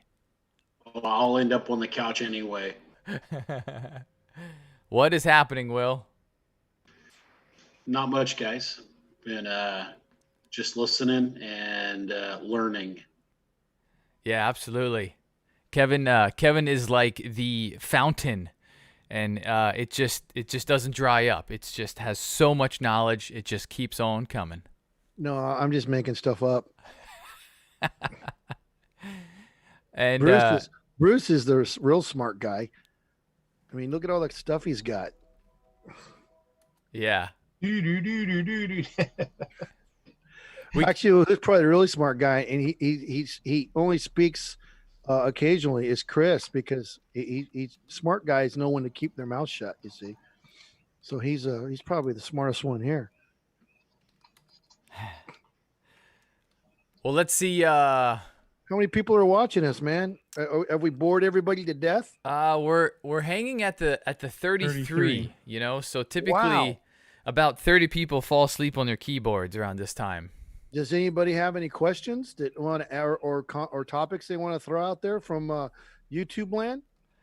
No real questions. People are kind of saying hello right now as we're asking on what's going on. But yeah, overall, I think it was good. It was very informative. Bruce, I'd love for you to come. You know, we do a TechNet. If people are just joining us and they've never seen my channel or this, but there's a TechNet here every Wednesday called the 2 Meter Crew Anti-Net. And Bruce, we got to get you on that. Show us some of your goodies. Give us some of your knowledge and experience. But I want to get a microphone hooked up in your shack there into the computer. You got such a good voice, but you're just so tinny and pinched. I know you can do better. Well, how about this? I do have a presentation that I magically made in my spare time about power supplies. Ooh. It's a PowerPoint, and I'm just waiting to present it when asked. So if someone asks, will you present it? I'll be glad to present it next Wednesday. Next Wednesday. Well, now, Bruce, you've got a microphone, don't you? You got a mic and a mixer? Yeah. I take the Fifth Amendment on that. Well, what I'm getting at is let's get that into your computer, and then we'll get you on the TechNet. Do you have a USB preamp, Bruce? No, I don't. Then and, I will. My microphone looks like hell. That looks like it looks good. It's just good. It looks like a piece of crap. So if I was talking like this, well, get the cord out of the way. You dang amateur.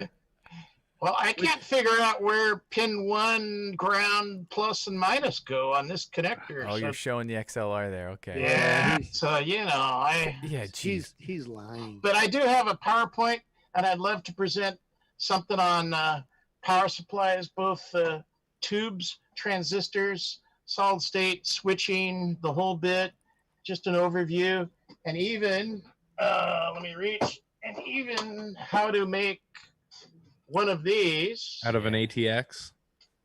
Yes, out of a ATX power supply, and this particular one is about 18 amps.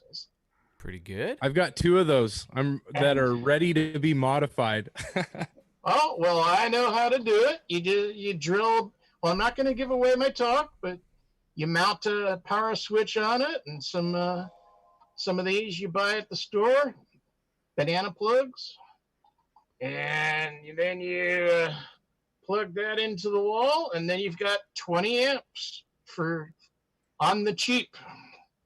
But you do need to know how to use a soldering iron, because you got to take the cover off and solder a couple of resistors to the circuit board. Is that something that you would be willing to share next Wednesday? I could touch on the subject. That would take about an hour to show it from beginning to end, but I can touch on, I've got pictures of the one I did. So I could touch on it, and then maybe another time concentrate on just that. The talk I've made covers all power supplies from DC to light, but mostly DC. That's a joke, Jason. Where's my button? Here it is. All right. Earlier, I don't know if you noticed earlier, but I was trying to get you to say bird as many times as you could. I know. Because every time you said bird, I would do this. Oh, here we go. Bird. I didn't hear the Tweety thing, but that's okay. All right. Bird. Can anybody spell the word bird? Bird is the Bird. word. Bird. Yeah, so that's pretty interesting, Bruce. Bird. I don't know if we'd put your power supply over the repeater, the long version, but we could easily do that, here on YouTube, this platform, just like this. All right. Well, if you're digging at the bottom of the barrel and you need somebody to put a lot of people to sleep, I am your man. Well, I don't know if you guys know, but Bruce is kind of a power supply expert. Yep. I saw the one He's in your got the garage power. made on wood. You have a wooden power supply. Actually, It's made a bolted to power wood. supply out of wood. That's just amazing. That was before I knew how to make power supplies out of metal. Oh, I do have a question, so let me ask this before I forget. The question is, can you measure antenna impedance with a volt-ohm meter? It's kind of tricky, but no. Does anyone want to unpack that? Impedance is an AC measurement, so you need AC current to measure impedance. So the answer to that, a volt-ohm meter will not measure an antenna, and it won't measure 50-ohm coax either. You need an AC voltage to measure impedance. Yeah. Ta-da-da. Well, I mean, that's just one of those things where if you're just starting out and everything is new, you're definitely just trying to figure things out. So that makes sense to me. On not sure what you can and can't do, but hopefully you're around some people with an analyzer of some type, and then you just have them over, plug in, tune it up. I do have this power supply, which is not modified yet. This is fresh off the boat. All right. This is a pullout from a bad computer. And this is how they start off looking. They look like a pile of spaghetti. Right. And you're going to modify it to be a wooden one. Yeah. Now I'm going to make this one into rock. I'm just going to make it out of slate. Yeah.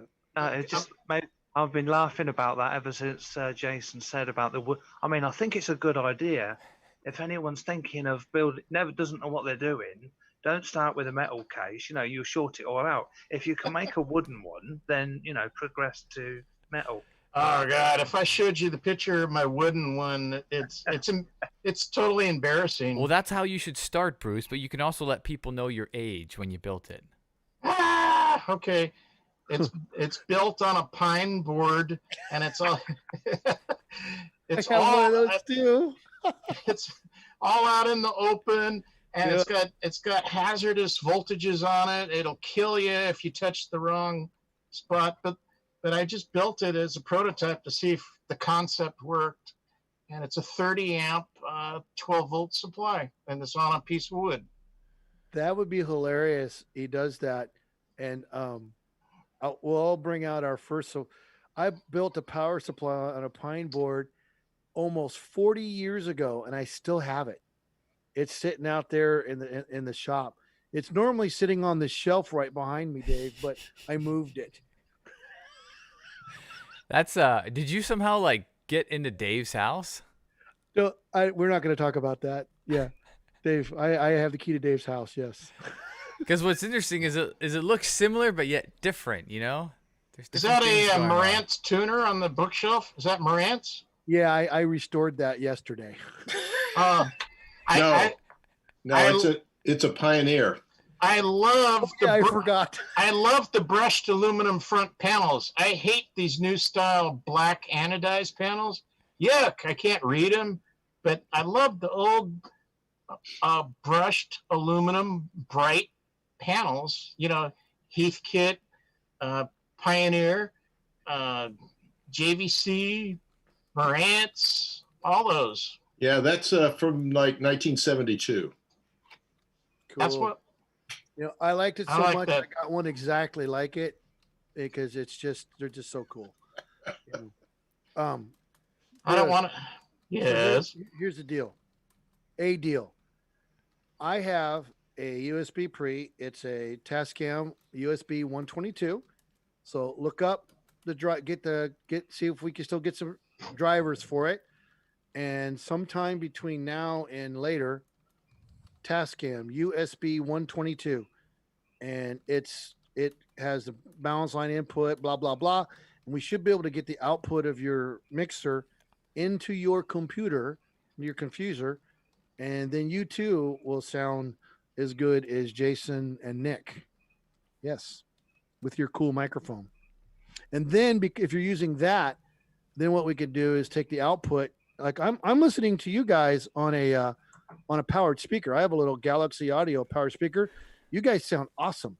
I'm not using I don't want to use headphones, so I'm using this. But if I had multiple audio sources going, I'd probably use headphones. But Jason, you're listening to us on your bench speaker, right? Yeah, I Right actually now? have both going, but the idea Yeah. of the headphones is I know instantly when someone's levels aren't great. Right. And then my room speaker here, I just don't give it a lot of juice. So, Right. because I'm fairly close to the microphone and all that. So, yeah, you know what? Right. I need to upgrade these. That's what I'm thinking. I think I need to go to kps.com and do some shopping. They what's so interesting is the Zoom the switching between the noise cancellation is working great because I got my mic. I mean, is my audio loud enough? Is it okay? No, it's good. Yeah. Yeah, okay. Good. So the speaker down here is kind of loud. I mean, you guys sound fantastic. It's got nice, rich audio, and as soon as we get Bruce up to speed, he'll sound just like you guys. It's awesome. And so Zoom has done a very good job of noise canceling and all that stuff. I don't know how it's going to work on OBS. We'll find out. Hey, Kevin, that's all great and everything, but why do you have a photo of my wife in your office there? Well, we'll talk. Long story. It's a long story. Now that is just wrong. She really likes ham radios. Oh yeah, right. Yeah, I don't know if you knew that. No, I didn't. She likes ham radios a lot. Anyways, I don't know when I got that picture. I probably just put it up yesterday. Anyways, I don't know. Oh, it's Dave. Dave has been very gracious and purchasing me exactly what he has and shipping it to my house. I mean, it's just been awesome. Complete setup. The ACOM amplifier, the Pioneer stereo. I think the picture of his wife was a little overboard, but thank you. She's a beautiful person. About his kids. You have pictures of his kids too? Yeah, and grandkids. Yeah. Oh God, Kevin, you got a second family. It was a little overboard. I appreciate his effort and some degrees on the wall. Yeah. Hey, he had such a beautiful bookcase, and he's drinking wine, and he just looks so relaxed and just so. There he is. He's got to get a refill. Yeah. So he sent me. He purchased every single book, magazine, picture, duplicated it. It actually took me a long time to get this all set up. So there you go. It looks like you've got two boom mics, one on your right and one on your left. Do you have two boom mics? Yeah, yep. I wanted to be twice as good as Jason. So are you simulcasting or stereo? Right here. This is the left microphone. This is the right microphone. Wait a minute. Maybe this is the right. No, this is the right microphone. Anyways, yeah. I had them set up that way when I was leaning over and I was grabbing stuff. My audio. It's really important to me that everybody hears me all the time. All the time. So there we go. We have microphones hidden in your house. We can hear you. Well, then in that case, you get sick minds, dude. Well, all right, Okay. there, Is there gents. is there anybody else got? I mean, now we probably dropped to 2 YouTube viewers. It's just us. There's still 30 on there. Yeah. 31. Well, let's go round robin, round table, and just check in with everyone one last time, and then we'll probably sign. So how about you go first, Will? You are unmuted. Oh, what? Wait, why can't I? There we go. That is Big Knob in Spanish. Oh. Oh. So are you thinking like a T-shirt? Oh, I'm thinking about a T-shirt and bumper stickers and probably a new ball cap, and there's going to be some packages showing up on his porch. I like it. I like it. How about you, Doug? What are your plans tomorrow? I'm aging. I'm aging in place. Okay. And that's different than sheltering. I'm going to just sit here and age. And as I age, I'm bloating. I'm gaining weight, and all of it's going into my jowls. Oh, man. Yeah. Well, that's where the cookies go. Okay. And what else am I doing? I'm going to make another attempt to get my antenna to work. And then I'm going to put up a vertical and see if I can find somebody to talk to and compare the vertical to the long wire. Ooh, I like it. Yeah, a little AB. Very good. All right. Well, thanks for coming out tonight. Somebody's got a nice looking amplifier there. They're showing the digital analog ham. Oh, Yeah, that is brand new, Chris. Tell people what that is. Oh, I'm not allowed to say what it is. Oh, I'm okay. So, now, some people have bought it. This is a power supply. It's a 30 amp power supply that the Anytone 578 fits inside. And I'm beta testing it, and it works. And it's nice. Yeah, how cool is that package? Beautiful. I think it's about $130, something like that. Okay. Not bad. You just slot it into it, and I'll be doing a review on it soon. All right. And Chris, are you what are your plans for tomorrow or this weekend? You going live? Chris also has a YouTube channel, by the way, everyone. If you're not familiar, he's been there in the chat saying hello. And his channel is the Digital Analog Ham. And yeah, so tomorrow I'm going out with my drone actually. Oh, okay. We've just come out of lockdown, and I've got my Spark there. You've been released. I've got it nicely modified, ready to go a bit further. Very good. And I take it all you guys are still on lockdown. Is that right, Jason? Yeah, we're at least doing this stance until June. And then they're talking about phases. But then I think just recently in the news, I heard something about LA. So I don't know. I heard LA might go even longer. So LA is looking for 3 months to basically August. The north end of the state's actually starting to go into stage 2. Well, I got some good advice. This is what I did. Make a list. You take it for granted all the things you can do, in the past. Make a list of all the things you want to do, and then when you hit that day, make sure you do everything on your wish list. Yeah, excellent idea. I like it. Productive. Go out DXing. How about you, Brian? What is new with Brian? All right. Well, what are you Mr. gonna do? Brian here is going to be out and about. I got about 6 different construction sites I need to stop into. That's one thing that's not shut down, is doing the construction stuff. And from earlier, I dug something out of my box of toys. Oh, hold on here. Let me turn off the background. It's invisible. It's invisible. It's high tech. It's old school. Let's see. Give me the virtual background. Ding. That is an actual real Vectronics from the Valor Corporation before it was bought out by MFJ. So this is mighty fine good stuff. It is a 144, 220, and 440 up to 300 watt SWR and watt meter. And it's old school because it still actually has the good connectors right there, BNCs. Very cool. Yep. And how about, let's hear from Mr. Nick up there in, what was it, Everett, Washington? Yeah. So I'm diving down a little rabbit hole here. I downloaded WSJT-X. Ooh, yeah. And then I just downloaded Grid Tracker.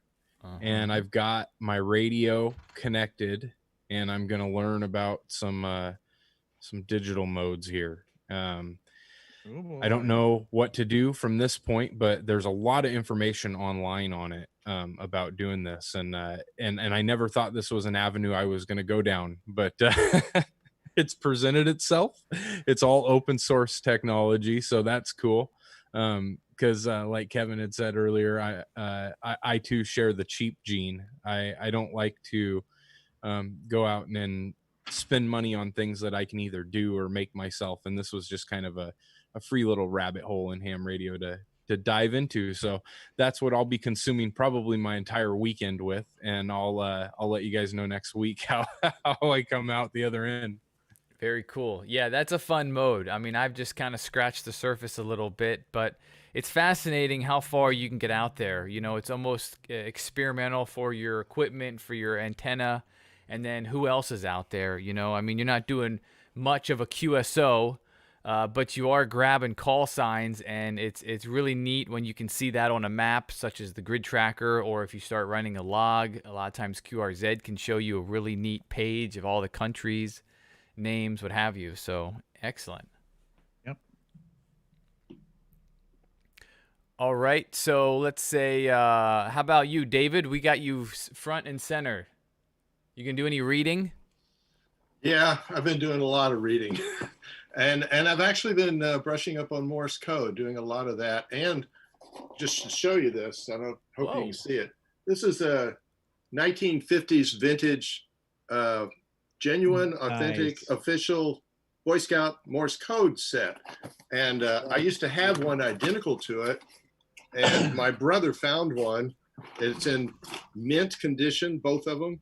Wow. So I'm going to actually practice up on that. Some high-tech stuff now. You guys are all jealous, I know. So that's it. That's all I'm doing. Well, that's very cool. Yeah, I mean, geez, that 19, that's incredible. That's museum quality. It's perfect. They're perfect. It's as if they've never been used. All right. So let's see. Who didn't we hear from yet? How about Will? Do you have any lasting thoughts? And how about you, Bruce? What are your thoughts? Well, I think this was a good club meeting for me. And I learned a lot from Kevin. And I'm sure everybody watching the YouTube channel learned a lot too. And I guess I'll see you next week. Who's the coordinator that I should get in touch with as a presenter for the 2 meter crew? Who's the person organizing that? Oh, it'll either be myself or Carlos. One of us will host the net. Okay, thanks, Nick. Okay, it's Nick or Carlos. And if there's another presentation going on and we're conflicting, I'll do it another week. But if you got an opening next week, I'll be glad to do it. Okay. You think you can get your microphone plugged in by then? If he'll let me come over, I will help him. All right. We'll get the masks out and we'll get them fixed up. Wow. Okay. You have nothing less than a Sennheiser mic. First of all, well, you already have a microphone. You just need to take His that standards cable and just went through the roof. Man, a Yamaha mixer. You want a big RE20 and a big Symmetrics DSP equalizer. You know what's funny? I just acquired one of those, a Symmetrics microphone, a super cool mic preamp, which I don't need for this. But, anyways, yeah. But I'll come. We'll get it going for you. Because this is my spare mic. This is what I'm using. No, I think you're using your camera's mic. I'm using my camera's mic too, and then this is my lapel mic. That is a huge lapel mic. It looks Well- like the crystal mic from 101 electronics set. Oh, I'm back in the 80s, guys. I mean, I haven't even advanced to the 90s yet. This is the 80s technology. No, that's platinum color, so that's going to be late 80s to 90s. I mean, this is It was this beige is in the 80s. this is museum quality right here. All right, well, Come on. we'll throw you a party once we're out of lockdown. We'll do it at Kevin's house, and we'll be in a field. Maybe I can borrow a microphone, Kevin. I don't think I'm going to buy anything between now and next Wednesday, but if I borrow it and bring it back to you, I'll try it. That's fine. But the mic you have on that boom will work fine. Yeah, that gold thing. Oh, yeah, I really don't understand what you guys want me to do. To tell you the truth, I'm too dense to figure it out. You want to get the microphone, that gold thing, somehow into the computer, so you can hear me. Yeah, because you have a mixer, right? Yeah, he does. Well, I don't have anything. I cleaned the whole shack. That's why I'm in this position right now. I'm He's in that position. All right. Yeah, I think Kevin can help you out. I mean, really, it's a boom mic XLR into the mixer. The mixer gives you an output, and you go right into the back of the computer with a tip ring sleeve. That's it. TRS in the back of the computer. If you have a line level input, you can do that. If you don't, you can use a USB pre. I'm using the.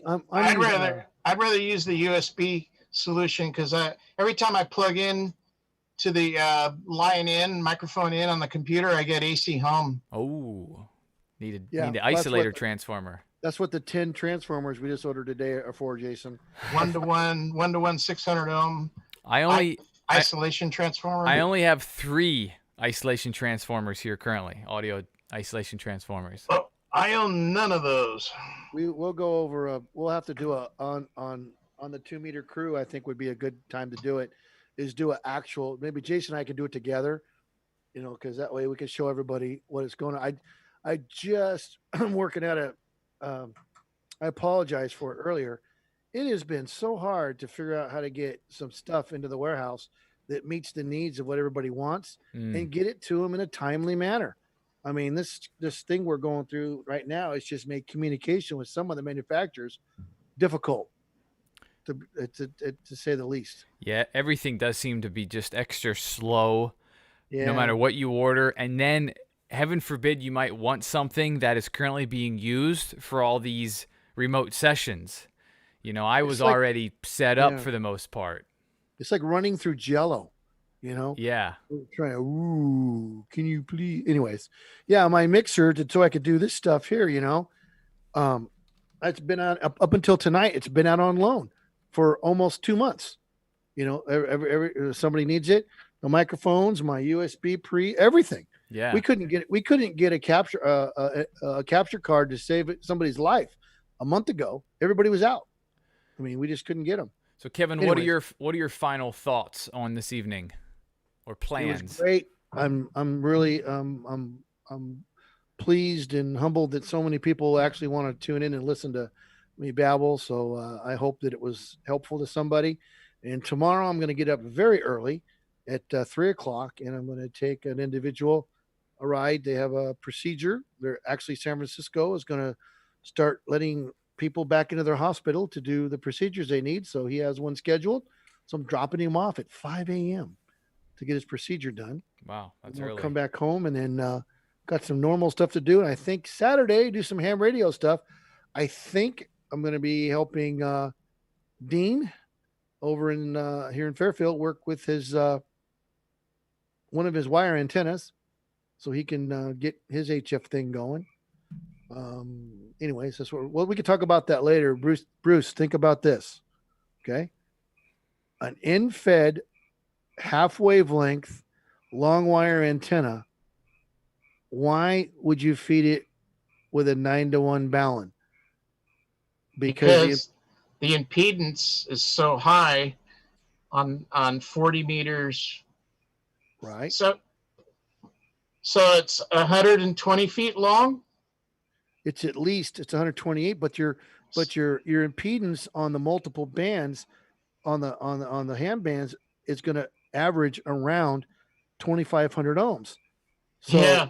So why would you need a higher ratio transformer than 9-to-1?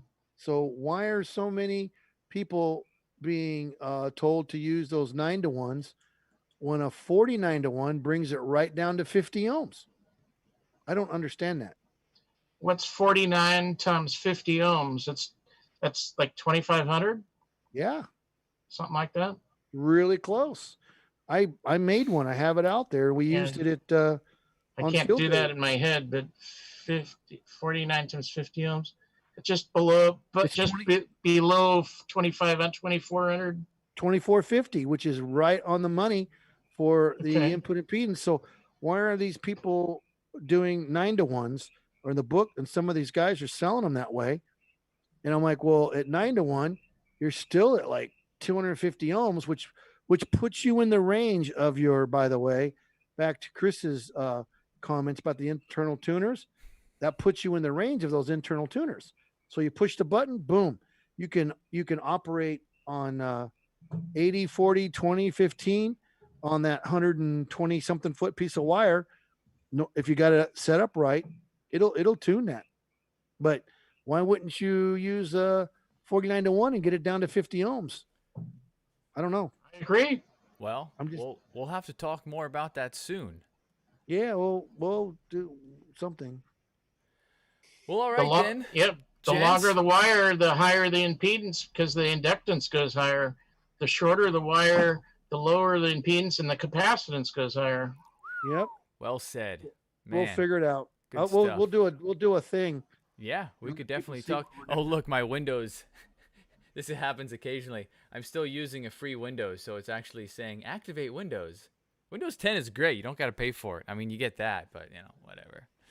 But hey, Yeah, guys, I wanted to got the say same thank thing. you so much for hanging out, chatting a bit. We had some pretty good stuff in the chat. Thank you, Kevin, for whipping up that presentation for us and keeping us entertained. Thanks, Kevin. Yeah, that was good.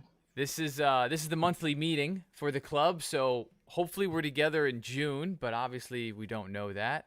And then every Wednesday we do a very simple, very similar format in just sharing information and technical, and just really hearing what everyone's up to. So hope everyone has a good night. It's Thursday. I hopefully don't work tomorrow, but I am on call, so I'm gonna go try to get some sleep in case the old flat phone rings, those darn flat phones. My audio is slightly low, and no one watches my audio when I talk. Darn it. I'm watching everyone else's. But you sounded really good. So if you sound like, know what, we'll tell you. Zoom is amping me up because I have Zoom running at auto, but I was watching OBS, and OBS had me down. And, okay. I'm like thinking what I'm saying and looking at the camera. So anyways, it was a lot of Before fun. we go, can I comment one more? Because I got to keep Nick's station looks. I mean, the guy didn't have a ham radio station really. What, 2 months ago, and now it's cooler than the. I mean, he's cool. Totally awesome, Nick. Really awesome. Yeah, huge thanks to everybody because I couldn't have done it alone. Another 991 owner. You were the one that had the hum on your signal or something, right? And then you got rid of the hum, the HT or the power supply. No, I didn't get rid of it, but I know what it is now. Oh, okay. I can get rid of it if I unplug the so it's my node radio. My node radio when it's plugged in charging. And I know that there's some things that I can do to fix it, but the most effective thing would be to get a radio that worked well, because I'm just running on a Baofeng 888S for my node radio. So that little $15 radio is in like constant transmit and receive when, a net's going or if there's any traffic on the repeater. And so it can't handle that workload, one. And then it also is getting, it's getting that hum when it's plugged in charging. To the wall wart? Correct. Ah, okay. Notorious wall wart. Is that a Mackie mixer on the table there? Yeah. Oh, okay. Looks nice. Where's your Yaesu 991 gone? It's right above the mixer. It's turned on. Can't see. Well, the background that you guys are seeing right now is just a picture. It's just a picture backdrop. I've been scanning your handhelds. What's that? I've been looking at your handhelds. Good collection. Yeah, most of them are just cheap. I have a couple handhelds on my list that I want to get, but I kind of tapped myself out with this 991. Yeah. Yeah, he's got them all lined up like soldiers. Yeah, one of them's my daughter's. Excellent. I like how you've got all your radios on top of each other. I've actually seen people in a car with them like that, all stacked up. Yeah. Yeah. Crazy. Tower of power. Heck yeah. There you go. Well, okay, guys, I'm going to start pushing a few buttons, and it's going to kill everything. So 7-3, good night. We'll see you guys on the next one. Bruce, I can't wait for your power presentation. It's going to be powerful. Power supply. Powerful. Yay. Power supply. I get the pun. All right, guys, good night. I'm hitting end on the Zoom. Boom. Bam. Thanks, guys. Good night. Good night. OBS is black. My voice is there. Let's kill that. Good night.